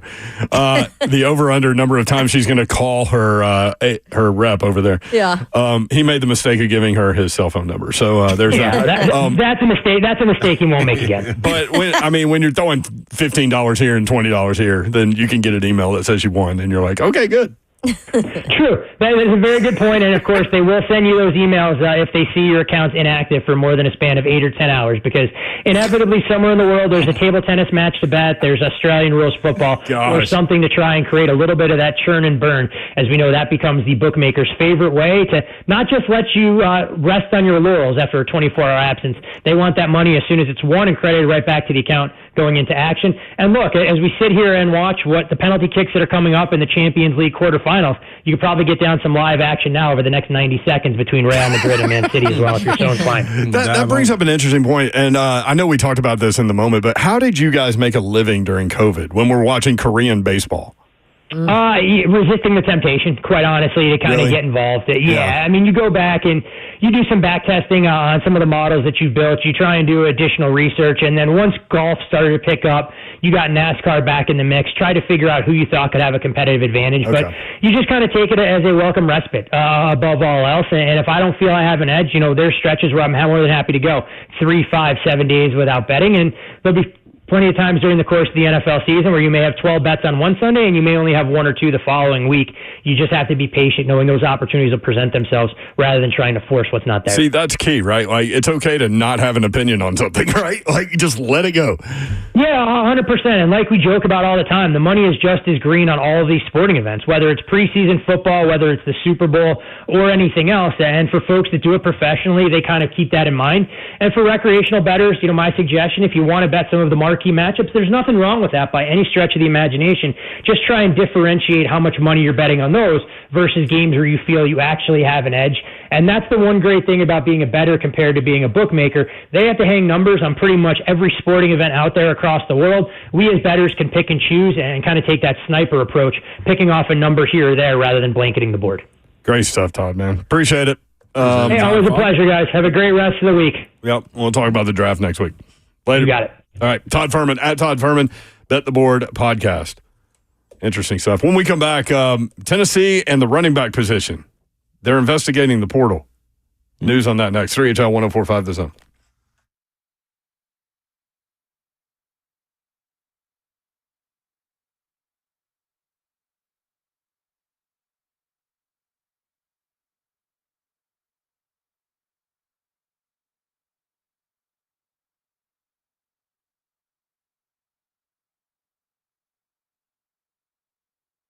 Mother's Day is about a month away, and we are probably going to give you a bunch of great gift ideas here on 3HL. Here's one.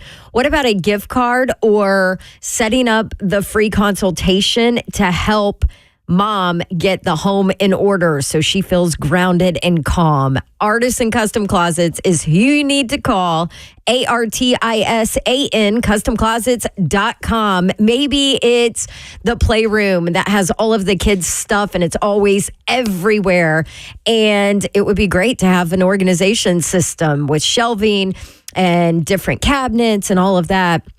Artisan Custom Closets can do it. Maybe it's the laundry room area right when you come in from the garage and everybody's sports stuff is just everywhere and there's no organization at all. Well, guess what? Artisan Custom Closets can help you there too. Laundries, rooms, pantries, home offices.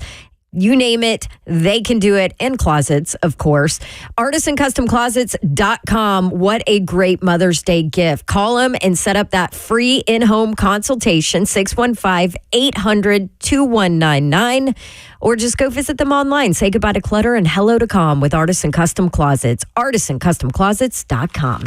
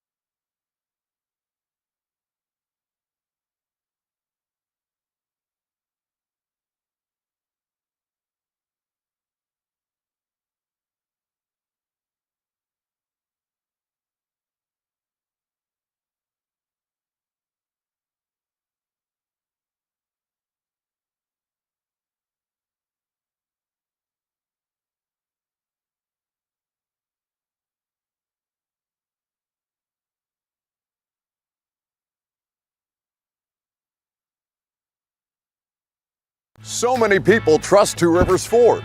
Football players, working moms, business owners.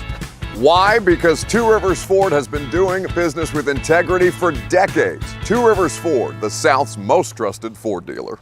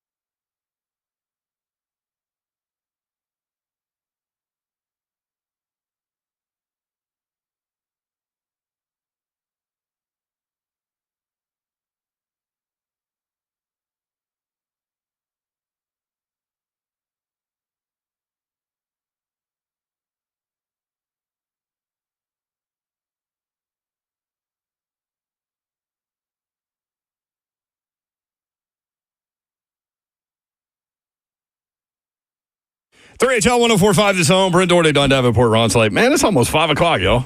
It's here. I mean, just flying through here. It's 5 o'clock. Traffic was smooth coming in. Smooth. Not going to be smooth going home. Never is. Why not, man? Hey, positivity, y'all. Jam. Why are you just going to assume one and not the other? Why would you not assume it's going to be free. Nashville at 6 o'clock. I mean, yeah, but like, I don't know. Honestly, it's worse coming into town when we go home, which is weird if people aren't out and about that don't know that, but it's true. But it fools you. 65 north coming in from south of the city at rush hour. You would think it would be the other way around, but it's not a lot of times. Yeah, but it's little patches that make you think, you can go. And then all of a sudden, you see a little red light. That's the rubber band effect. I never understood that. Like, traffic pattern guy that, like, gets lost in the science of traffic patterns. I don't understand that guy, but he'll explain to you the rubber band thing. Because I'm like, why can't we just go a nice, even speed? Why we got to go, like, real fast and then slam on our brakes? Yeah. And then go real fast and slam on our brakes? Yeah. A lot of times it's because somebody got pulled over and people being nosy. Just go. It's not you. You all right? You waiting to see if it's you? Move on. Oh, you going to grab me too? He good. He good. Just keep rolling, man. Boy, good.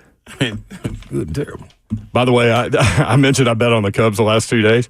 And 2 days ago against the Diamondbacks, they go extra innings, in the 11th inning. And Horner scores from second. Did you see this, Hunk? Horner scores from second on a wild pitch. And then ends up with the game winner later, but you rarely see that. Yeah, because he rounded third and nobody was there, so he just kept running. Kept going, tied the game, went to extra innings, and then last night it was 11-11, and then Arizona won 12-11. So that one sucked. So then I dove back in today, and Cubs are up 5-2 in the top of the eighth, or bottom of the eighth. Sorry, man. There was just 3-2 when we was talking to Todd Father. So Todd Father got off the line. They scored some more. That's what it was. Give me some more. Vols have potential issue at running back. Dylan Sampson, the only guy with a lot of experience. Cam Selden showed some stuff. You and I are excited about him. I know that. Superhero body. But he's hurt. Yeah. And there's some question as to whether or not he's going to be back in time for fall camp. And so now Tennessee in the transfer portal looking around. Former Oregon State running back Damian Martinez has set up visits with Arizona, Mississippi State, Kentucky, Miami, and Tennessee. Number one player in the portal per on3.com. So what's at running back? He's 6 foot 232. That's a big body. Bowling ball. Yeah, he had 1,185 yards and 9 touchdowns last year, averaged 6.1 yards per carry, had 123 yards and 2 touchdowns against number 5 Washington. So that guy has some pop and some juice, and he's looking around. What's wrong with Peyton Lewis? That's what I was right. Got hurt. They've got young guys. They're you talking about experience? You're right. You said that. You said that. You gotta listen sometimes, like.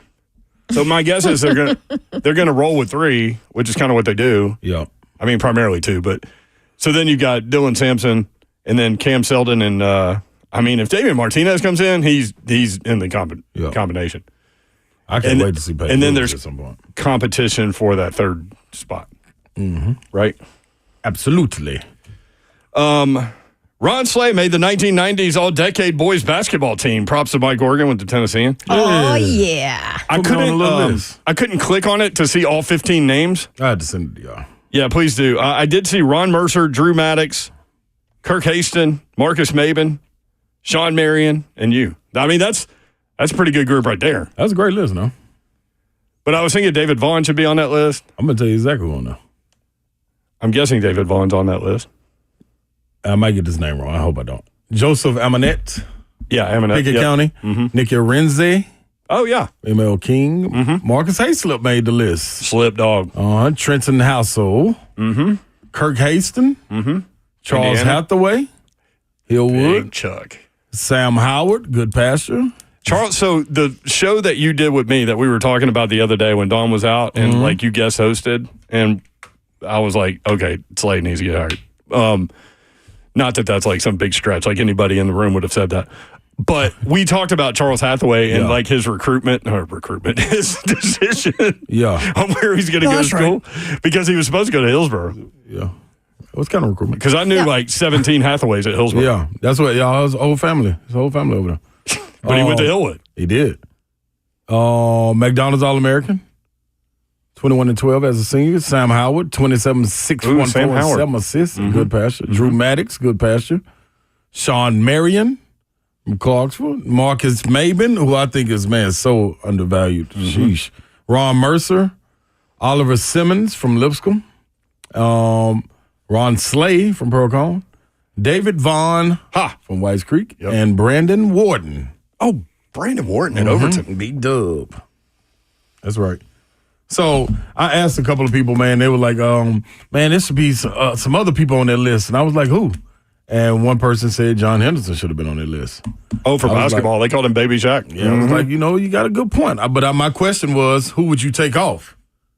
And no, you don't take anybody off. You just add people. No, there's 15 people. No, you keep going. No, you can't keep going. You can't add more than 15. Now you're just watering This it is my down. problem with the SEC. You keep going. Like, they got, what is it? Give me 20, 9 Mike Oregon. players on the first team, and then 8 or 9 more on the second. That's Right. too many. It's not enough. That's too many teams. 5 people how on many the court. how You know many what I mean? people Like play I on the said. court? That is funny. Yeah, so you got 3 teams. But you're talking right about a there. decade team, not like for one season. Hey. That's true. That's It's legit. it's limited. That's just what it is. Who you taking off? Could be me. Could take me off. Yeah, Like, you got to take somebody off. But I'd like for you to take people off. Go ahead and do it. yeah, I ain't taking nobody off. You're friends with all those guys. And so they said Corey Allen should be on. Corey Mingo Allen, yeah. Johnson should be on. Adam Son should be on. Listen, Mingo, you want to talk about underrated players. Willie Taylor. Mingo went to Memphis, had a 30-point game on ESPN with Dick Vitale calling the game. Going crazy. I mean, that dude, I played Little League Baseball with him. Yeah. He threw it like 85 miles an hour at 12 years old. That's my boy. And you know me, I always talk about, hey, I want to get up there and see it. I did. I didn't see it. You're not gonna see it. Hey, Mingo, don't hit me. Not going to see a lefty.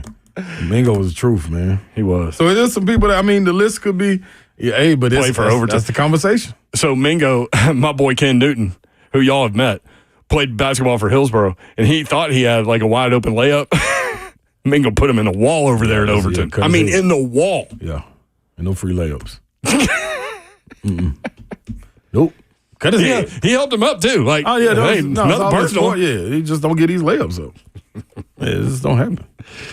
All right, we've got tons to get to when we come back. 615-737-1045. Y'all want to dive back into the offensive line? Yes. Try to see where the competition might be and where people. What about Watson? Leroy Watson. Boy, good. And terrible. We'll be right back. 3HL 1045 The Zone.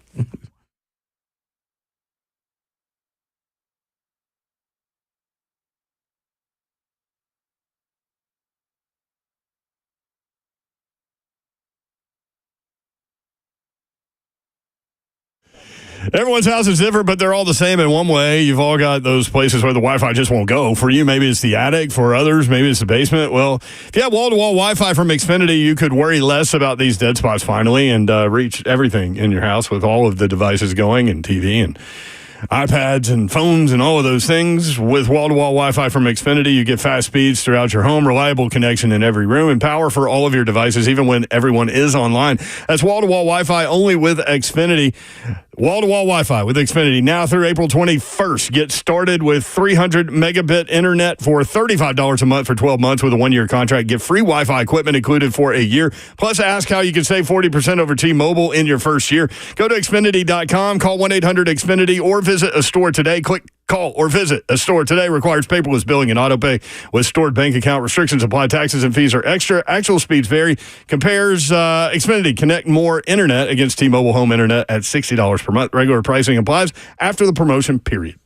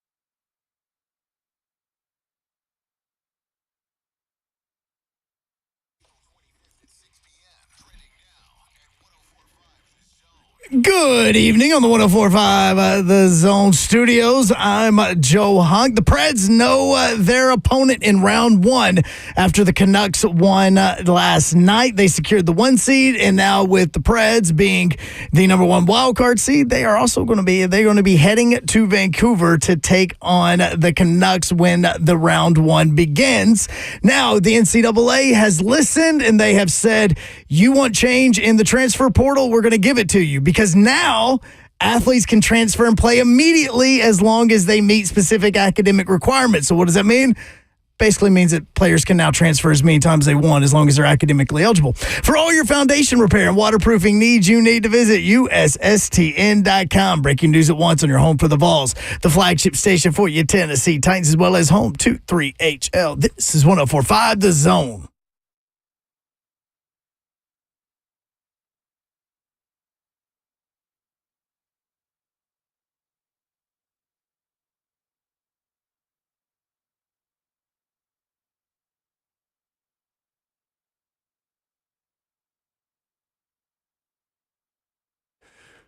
HL 104.5 The Zone, Wednesday edition. Flying by. Babs, you okay? I'm great. It's just cold in here, but happy hump day. I was thinking it's like hot in here. Yeah, well. What do you think, Slay? You guys I think weird. it feels great in here. Yeah, Okay. see, that means it's cold. I have been given the okay to make adjustments if needed. No. Oh, yes, No, yes. wait, It's too what? cold But- in here. Why are you It's going to gonna tell be her hot? that? It's going to be hot. She's going to be Because hey. once I was given the encouragement of doing so, I told, hey, look, I think it's actually just one chair.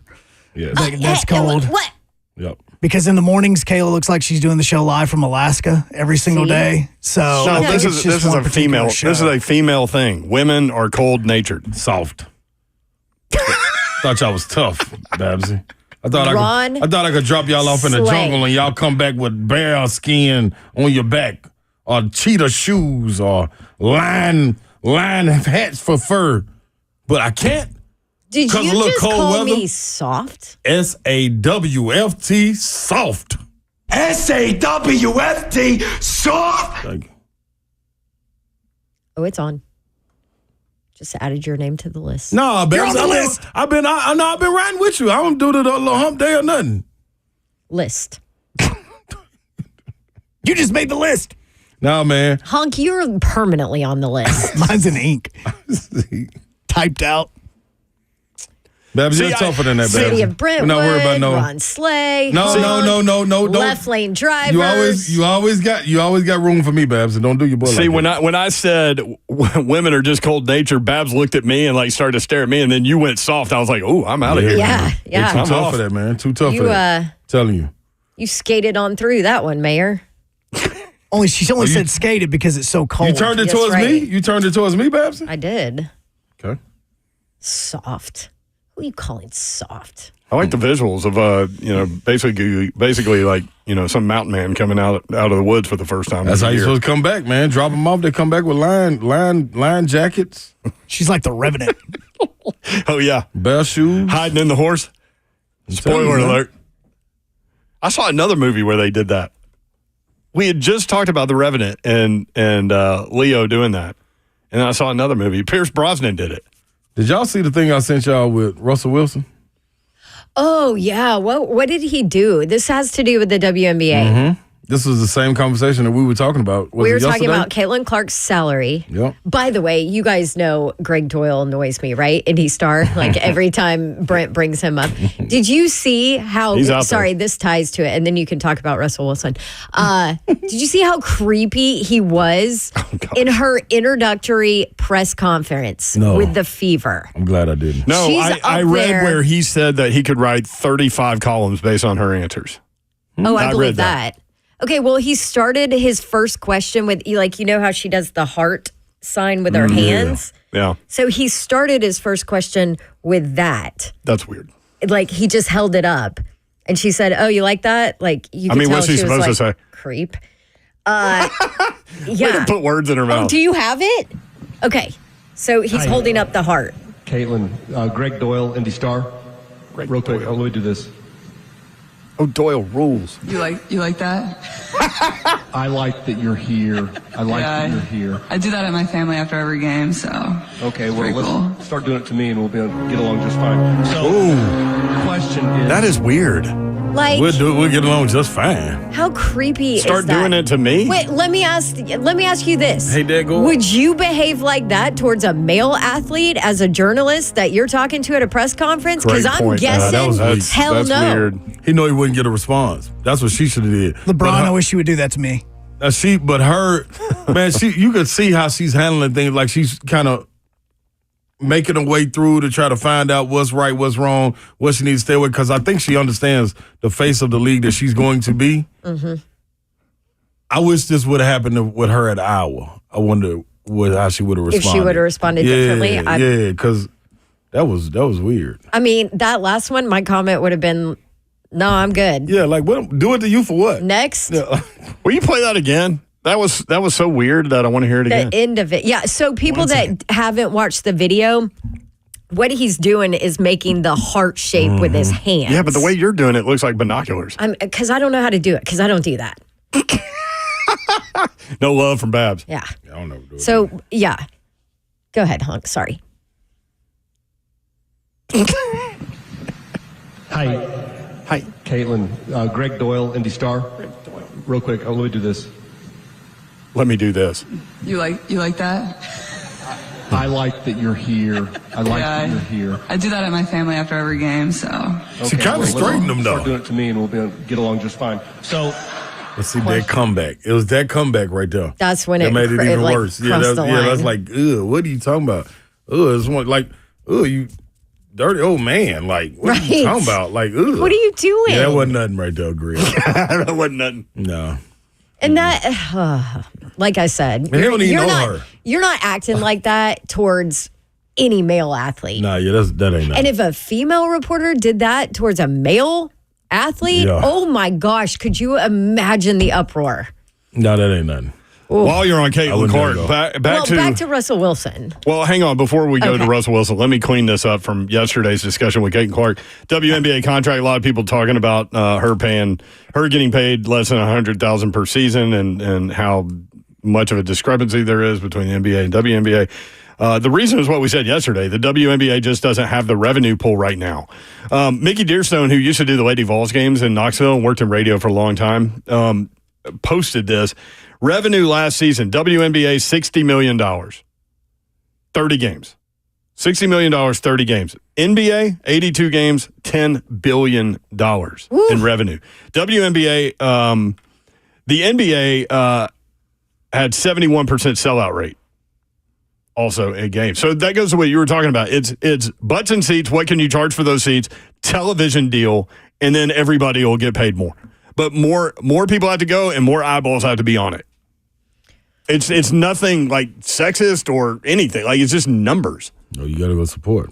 You can't keep talking about it. We've been talking about this for years. Like, everybody you feel should get paid. Like, they've been having dogs walk through the doors and people with all unbelievable talent. When you talk about some of the best skilled, and then you got to think the league has been expanded. So even before then, with it like 8 teams, like that means there's fewer spots for these women to be on the court. Like, and so you're really getting the best of the best. Now you expand to 12, maybe to get to 16. And you're diluting the talent. But I do think it's more talent out there. It's just you got to think, like, a lot of teams got 10 players. All right, cool.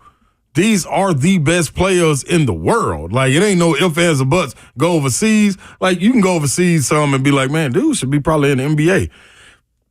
It's nowhere to me that I've been to a lot of places that I go overseas and I say, man, she should be in the WNBA, and she's not in the WNBA. Like, you can see the talent, the difference in it. And I think you continue to talk about this year after year, over and over, like, man, they got to do something about this. Well, everybody got to go to a game. Like, you got to start watching. You got to go out and quit posting and quit talking about it, making it a subject, and go out and do something about it. And I think that's where Russell Wilson went wrong because it's always been a conversation. I don't understand what he was trying to say, but that ain't the way it came across. And boy, he got some backlash on it. So I will read. He really his did, tweet. right? Yeah, I'll read his tweet. Was it a tweet? I think it was a tweet. Yeah. It was a quote tweet, I Quote think. tweet, yeah. Of, they put out her salary like for the 4 years. And So, then he quote tweeted it. Yes, indeed. Sheesh. He didn't delete it, did he? No. Okay. So should she have gone and done the $5 million with the? I said yes. The Ice Cube thing? Slay is still don't believe it. adamant. It's only still 8 don't believe games. Go get your money and then go play. Yeah, I don't know. We talked with Alicia Clark about this a lot. Like in the women's game, and I mean, it's well documented. You've talked about it too. They have to go play overseas. So, but to supplement the income. This is my thing. So, if you're willing to go to that extent, what else are you willing to do to try to advance the women's game? Right. You know what I'm saying? Like, what doors are you trying to open, and what Pandora's box are you trying to let out of Pandora's box in order to have the support or? Can you take the $5 million and then go grow the game? No. Work like that. Russell Wilson, this is what he said. Sending thoughts and prayers for WNBA salaries is nuts. That was somebody responded to him. His tweet was, these ladies deserve so much more, praying for the day, and then put the praying emoji hands. And everybody was. It was such a weird. Yeah. It was a weird quote tweet. It's kind of a weird day, for the huh? day. Yeah. Yeah. But like. Somebody told him, so donate to the league. Promote it during your season. Take a team trip to these games. I'm all for them getting paid, but where's the money coming from if the league don't even make money? They can't. Every year it's the same caption. And he's right. This is Raekwon. It was very much a out of touch with reality Right. quote tweet by Russell Wilson. Right. But that's not a surprise, is it? I mean, that's kind of been the talk about him inside the NFL and locker rooms anyway. Sometimes, I mean, you get wrapped up in your own world. That's like you can't even see out of it. Yeah. I say that about like people in college towns sometimes. Like if you go live in a college town for a little while, or if you work at a university, let's say that, you can't even see outside of that little bubble. No, yeah. So I get it. Like if you get into the, I make $300 million world, then like sometimes reality's going to escape you a little bit. All right, when we come back, we will get into the offensive line with the Titans. Also, Willie wants to talk about or identify, I guess, the origin of where baby with the bathwater, don't throw the baby out with the bathwater came from. Also, Tristan talking about Titans draft. Next, 3HL 1045 this one.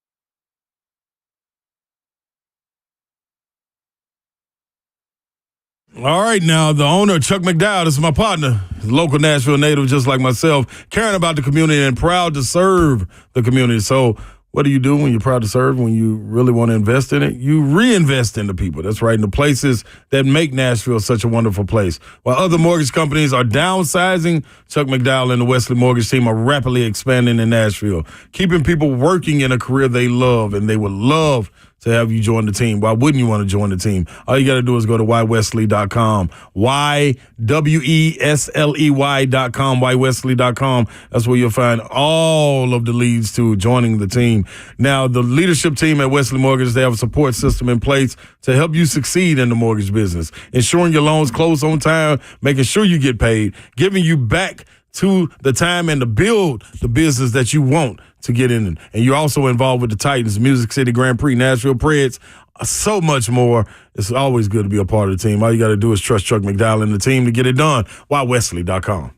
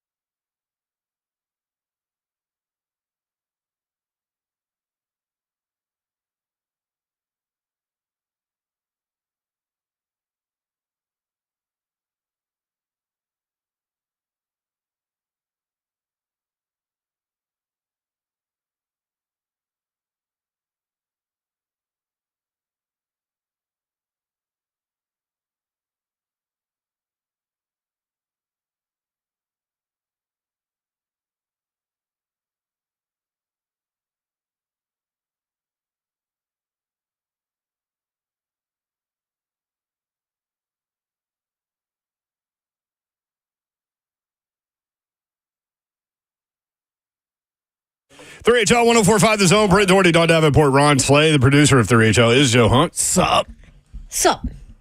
Let's talk about this Titans O-line, shall we? Could Sadiq Charles actually be looked at by Titans coaches to start inside on the offensive line, not simply a rotational plug-and-play guy? A to Z Sports pointed out some interesting comments from Titans offensive coordinator Nick Holtz. Here's what Holtz said about Charles recently. Quote, he's a really powerful player. You look at him in Washington and where he came off the ball, you could really see that. For us, he's attractive because if we can get that level of play consistently, he is a starting guard in the NFL. To get him how we got him and to get him as quickly as we did is exciting. It's funny to hear Nick Holtz, same guy that was talking about Traylon Burks, in a much different way. Right. Well, because he didn't say if we can keep him healthy, he's going to be a starter. He could be. Superstar. He never said that. Yeah. He said Traylon could be a superstar, though. He did?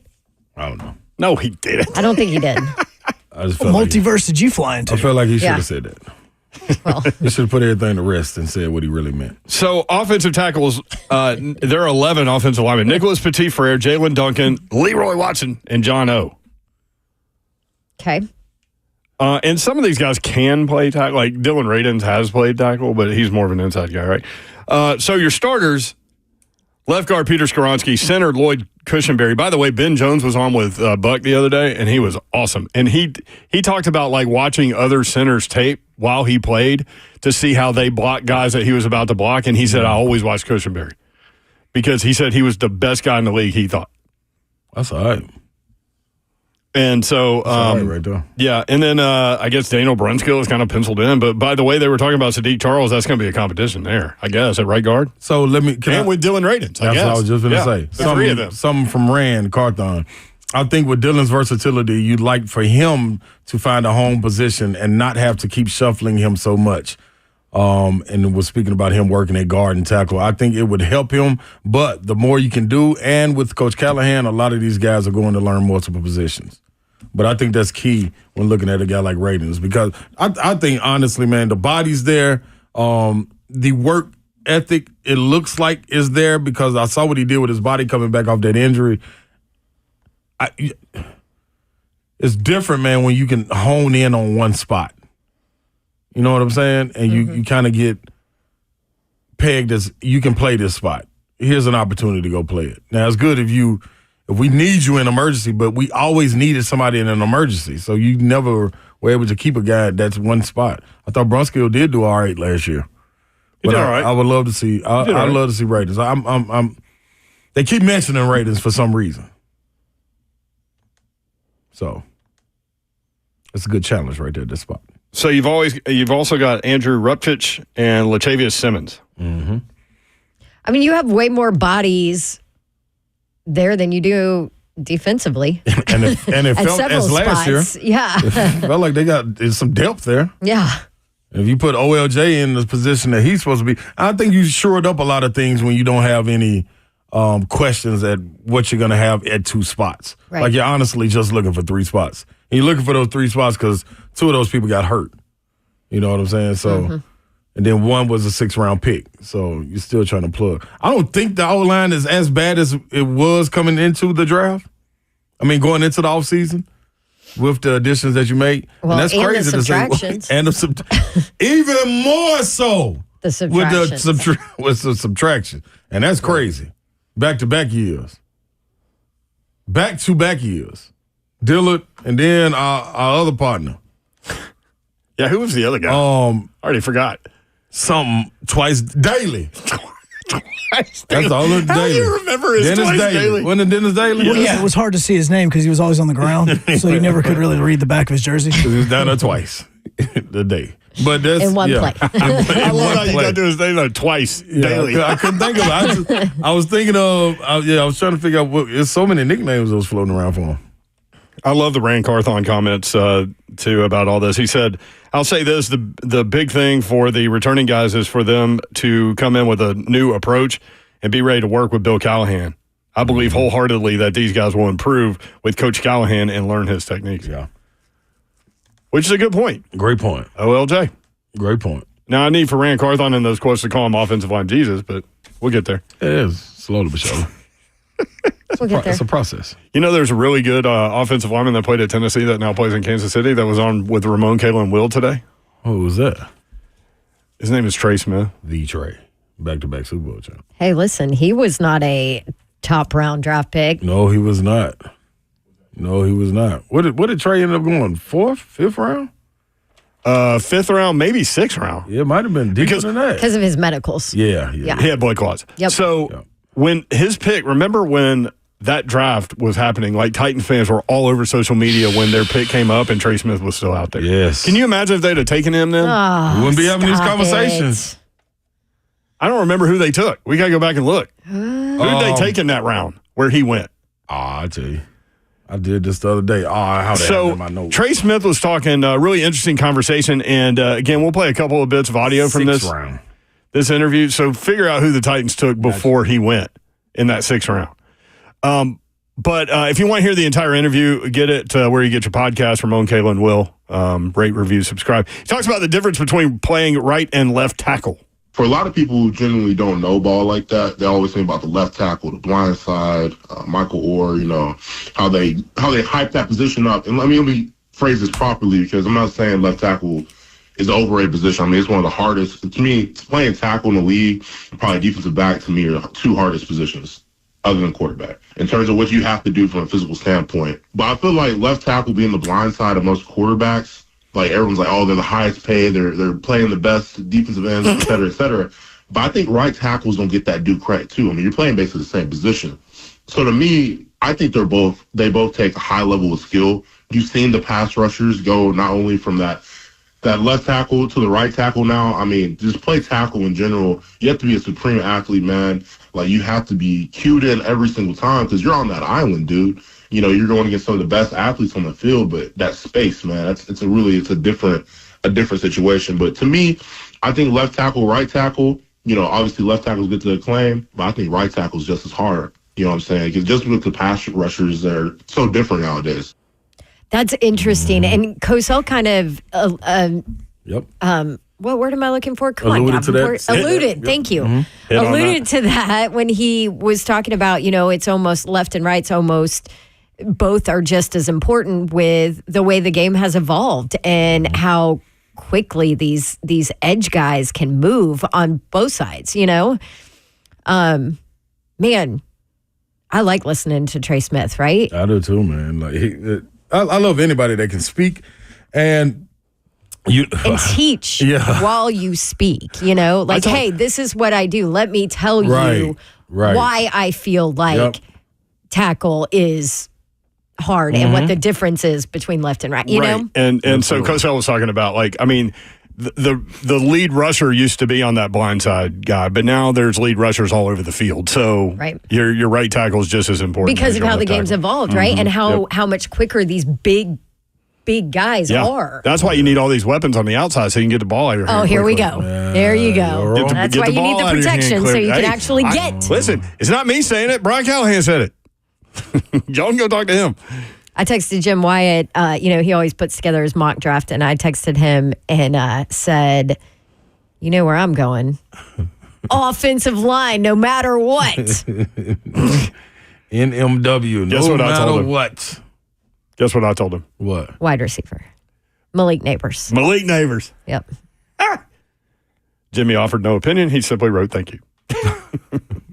You want more from Trey Smith? Yes. Yeah, please. Difference between playing tackle and guard and how much fun playing guard is. Tackle is a hell of a lot sexier position. But, man, as soon as I started playing guard my freshman year at Tennessee, I was like, why have I been missing this my whole life? It's just a fun position, man. You can really be a physical mauler at guard. Guard, you're in there, you're able to bang around. No Diddy. That's a good way to end it right there. No, Diddy is he basically just said, listen, guard is a heck of a lot easier for me to just dominate. Yeah. And just like he said, and you plays that style mauling. Yeah. Mauls people, man.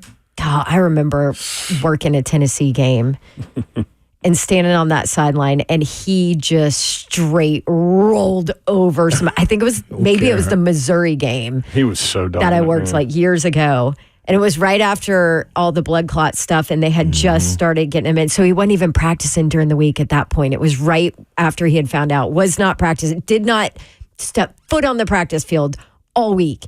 And he just straight demolished somebody. I was like, I need a replay in my head right now of just watching that. I've talked to some of those guys. I know y'all have too, but it's funny to have conversations with guys that don't just block people, but dominate and throw them around. Yeah, and they say there's no other feeling in life than being able to dominate and throw another large human. Yeah, and he does, man. I mean, his thighs, man. Ridiculous. Anthony on YouTube, no Diddy in all caps. It's awesome. We're going to have to steal that, right? Hey, Hunk, who did the Titans draft instead of Trey Smith? They drafted Brady Breeze in that round. Sounds like right before that. Sounds like a DJ at 107.5 The River. Brady Breeze coming to you with the top 40 hits of today and yesterday. You know what? He might be doing that right now. Yeah. It's an all skate. Get on the floor. Racy McMath. Racy McMath, too? Both taken in the 6th. We didn't have no 5th pick that year. And the 4th, you took Dez Fitzpatrick and Rashad Weaver. Well, at least Rashad Weaver's still on the roster. He's one of your 3 best outside linebackers. Brady Breeze spent the 2021 season on the practice squad before going to Detroit, and then spent last year with the Seahawks and Texans on their practice squad. So he's still out there. So he's still out there. Round 3, 2 picks, Monty Rice and Elijah Molden. Molden's hanging around. Nick on YouTube, Brady Breeze needs to be a weatherman. Going to see some winds coming down as fly me to Seattle. We have Danielle Breezy. We have Danielle Breezy in this market. So do. That's true. You know who the second, who their pick was in the second round? Who, Hunk? He played at North Dakota State. He was an offensive tackle that's barely played. Wow. Okay. Dylan Radens. I'm sorry, can I just vomit on that draft? Sounds like the you entire draft. You know who was the first pick? I know. But you know why he was even there. So they took 2 offensive linemen and didn't take Trey Smith. Yeah, man. And one's on a boat I rapping. rebuke that in the name of Jesus. Now you bring it up more. No, one offensive lineman. Oh, one offensive. Yeah. Then the whole I thought draft. that was the Isaiah Wilson draft. Oh, no. They took Caleb Farley. Caleb Farley. It's my guy, man. Trey Smith. Let's go, Caleb. Still a chance. I know nothing about this cut. What? Okay, so what the last one is about, it was about the tragedy that happened during the parade. And during it, Trey Smith was one of the players that scooped up a kid and got him on the bus to get him to safety. Okay. At the bowl game. Yeah. Okay. No, the Super Bowl. No, after the Super Bowl celebration. Yeah, Super Bowl parade that happened at the downtown. Yeah, I know nothing about this. This is okay. Good. No, I mean I know about the incident. I don't know about him scooping a kid up. Yeah. All right, let's go. You know, the Super Bowl parade, man, how joyous an occasion that can be, and you're just celebrating that, real life happens. Your teammates inform you, the security's acting different, that, hey, there's an active shooter outside. So obviously, whenever the situation started unfolding, just pretty much sheer panic for a lot of people, bro.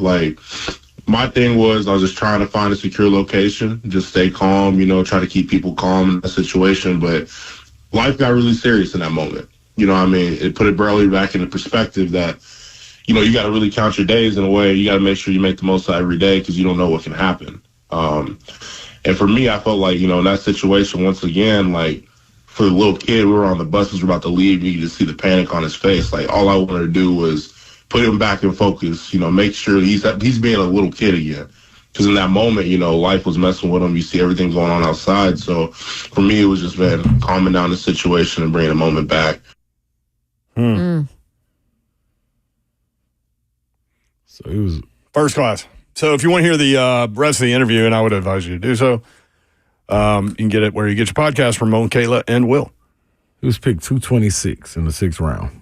Brady Breeze was picked 215 in the 6th round. Racy McMath, 205. And one of those guys is not just playing, but dominating people. Right. And winning Super Bowls. Man. Do you know that there was a different regime long snapper that was drafted directly in front of Trey Smith? Oh my gosh. His name could be worse. Oh no. His name, Cameron Cheeseman. Cheeseman. He got drafted by Washington. Cheeseman. Oh, Washington. There you go. Yeah, do it. Long snapper. Yeah. Golly. Y'all, we got Trey Smith on the board and his long snapper. And, hey, listen, long snappers are very important. I know. Your son's one. Yes. Go Blue Raiders. Made the all-rookie team. Yeah, he's dominated since day one. Should have been a Pro Bowler last year. Trey Smith's one of the, like, how many offensive line highlight reels do you see on social media week to week? And you see his, like, every week. Yeah, let's go and go past this story. Why, are you getting frustrated? Yeah, I'm with Babs on this one. This is like, Brady what are we Breeze. doing? All right, Tristan up first when we come back. 615-737-1045 at the retail 1045.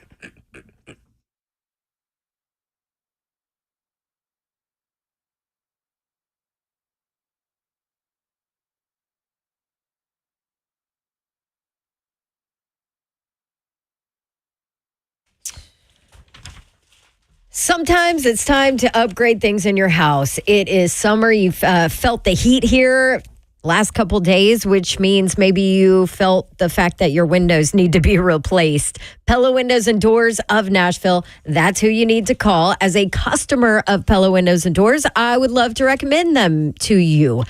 We had to replace windows in our home because last summer there were bugs crawling through them. And certainly heat coming through them as well. And so maybe that's you and you've known for a while, okay, we got to do this. We got to do this. Well, now's a great time. Pella Windows and Doors of Nashville is running a special for you. 50% off qualifying installations and no money down, no interest, no payments for 12 full months. You might be surprised too when you call them. Schedule your free consultation to learn how affordable replacement windows are from Pella Windows and Doors of Nashville. So go ahead and check out that offer I just told you about. You can schedule that consultation. It's super easy. PellaNashville.com.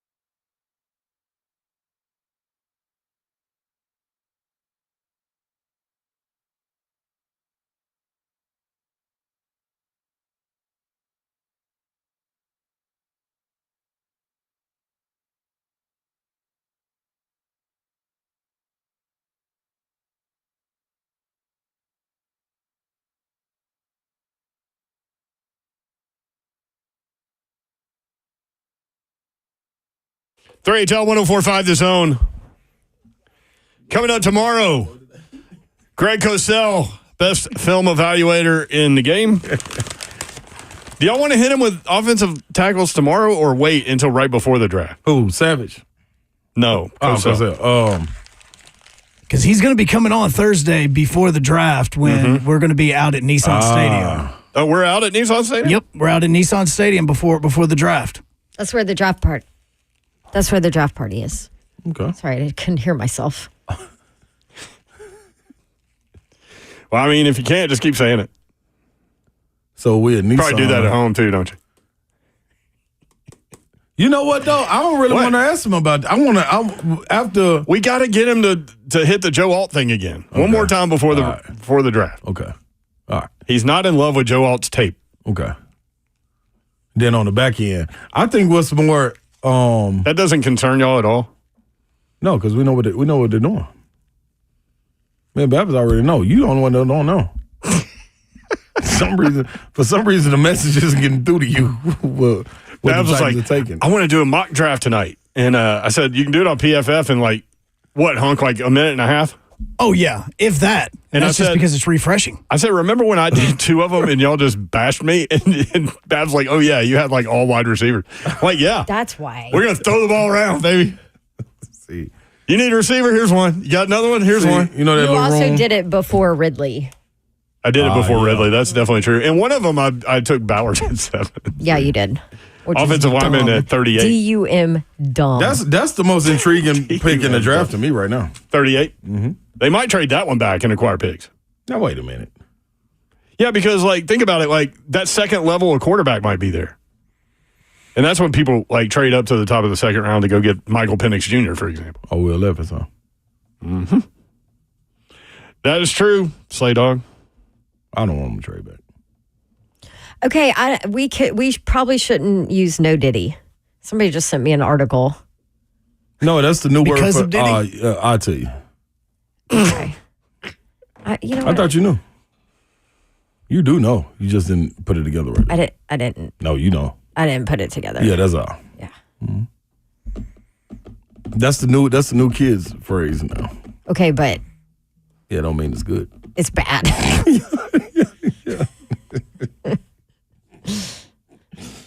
Yeah, it's better than what the alternative. Nabbit, I feel old. Yeah, it's better than the alternative though. You know what's funny about you starting to say Dag Nabbit all of a sudden? Like Slay said, I wish more people would say Dag Nabbit. It makes my day. A couple of weeks ago, and now all of a sudden you've just been saying it. It makes my day. I love it, Babs. Feel like we're sitting on the porch, old country road. You want to know something really weird? So I was talking about, Todd called in to talk about scooters and everything, and he runs the sales at Omni. Okay. Remember he called in yesterday? Yeah. So I had been thinking about him the other day, and I was telling a friend of mine about the Omni, and I just mentioned Todd. Mm. And then he calls the show. He's never called the show before. Babs' Matrix thing. I know, we live in the Matrix. I'm telling you guys. Somebody is watching and scripting it all out right now. Somebody's watching you. So hold up your sign one more time so they'll know what the script Oh, you're going to keep putting it out there? That's right. Put it out in the script. Here's the script. Draft all the wide receivers. O-line, no matter what. Play wide receivers all over the field. No, dog. Who was it? Tell Chick you go sit down and put a wide receiver and tight end. You want something on Yeah. I saw a bunch of people dogging draft day on Twitter. Somebody said, movie? yes. Somebody said, Oh, okay, dude. now's the time where everybody pretends that draft day is actually a decent movie, and it's not. Wow, those are just that's the a great people. You know how movie. a lot of people on social media just like to bitch about things? That's great. That's that yes. guy. That's a great movie. He probably really likes the movie. He just wants to bitch about it. Tristan and Brentwood. Tristan, what's up, man? Thank you for taking my call. I know Sam Howard personally. He played at Vandy and was the athletic director for a while at a private school. And I think the Titans should trade down and get Brian Murphy from Texas as second, or that Illinois guy, because the quarterbacks in the AFC like Josh Allen, Patrick Mahomes, Joe Burrow, and Trevor Lawrence and C.J. Stroud. If we can get to the quarterback faster than anything, we have Jeffrey Simmons, and if you add one of the defense linemen, and then we can get an extra pick or two, in the second and third, then drafted an offensive line like Christian Jones and wide receiver Roman Wilson and Junior Colson, and then we have our team ready. Hey, Tristan, you hit on something interesting there. Could they go Dallas Turner? We just went through the defensive guys yesterday. I had a dream about it last night. You dreamt about Dallas Turner? I almost gave that as my mock draft. Don't look at me like that. Savage been saying this too. I don't know, Babs. Don't jump on this train. Don't leave me. I kind of like Dallas Turner. No, but seriously, I like we go through all of that. Was that yesterday? So that's probably why I had a dream about it. I almost texted Jim Wyatt that my pick for the Titans would be Dallas Turner. Cosell said he's an immediate starter and that Arden Key is the rotational piece. I was so close. I was so close to doing that. And you know me, I'm like, O-line no matter what. Well, the reason why I brought that up is... But I had a dream about it, that the behind-the-scenes conversations in the Titans building, that this was going on. How weird is that? Because here's the thing. We live in the Matrix. Do you think it's going to happen? They got issues in the front seven, right? You got Big Jeff, you got Harold Landry, you got Arden Key. What else you got? You got Murray, who you just got. You what do you know about the him? Secondary. So what Tristan just brought up was an interesting point. Because of the quarterbacks in the AFC South that you got to play twice. That's what I wanted to ask Coach Mack. I came up with that question this morning after I was reliving my dream. How much... Did you wake up and tell Harder, hey, Harder, I had a dream about Dallas Turner last night. Seriously? Okay, but my wife is having dreams about I'm cheating on her, and you have dreams about this. I'd much rather have your conversations. How sad is my life that I'm dreaming about the Titans first round draft? It's that time of the year. My wife wakes up and gets pissed at me for no reason. Dawn's like, so think about that 7. Dallas Turner's there. What do you think about Dallas Turner? But to your point, Mayor, I should have wrote it down because obviously that was early this morning when I was not remembering it now. But how much of your draft relies on what's going on in your division? What I know the strengths are of the teams that you have to see twice a year. I know this. Ask Blaine Bishop what the impact that Javon Curse had on that team. If you score with the right guy that can get after the quarterback like that, that put them in the Super Bowl. But look at all the pieces that was already there. Well, I know. But, if you could get a damn 16-sack guy. Okay, let's think about it. Jacksonville just re-upped with Josh Allen. You know what Houston got? Coming off the edges and attacking up the middle as well. Indianapolis... They always keep something. And I don't even know who their edge rushers are, but they keep something. Is Ngakoue, is that how you say his name, Ngakoue? Is he still there, the one that came over from the Raiders? He needed a redemption year. Where are you going with this? You got to protect because they come to get your quarterback too. Forget getting to their quarterback, they going to kill us. No, I want to get to their quarterback. That's you fair just too. saw it last year, dog. Here's the reality situation. At 7, you're going to get a player. I'm going to be excited no matter what. See, so at the end of the day, I could sell you any of them. Wide receiver. Not wide receiver. I can't sell Slay. Dude, you can't just say that. If Harrison Jr.'s sitting there, protection. Then we'll have a talk. Okay. Well, we got to wait till the end. God, can it just be tomorrow? Big Savage coming up tomorrow as well. It's a week from tomorrow. A week from tomorrow, Babs. I know. All right, have a good night, y'all. Tell your buddies and your family and your friends about 3HL and 104.5 The Zone. Let's grow this thing. Good night. God bless. Dagnabbit. See ya. I wouldn't want to be here.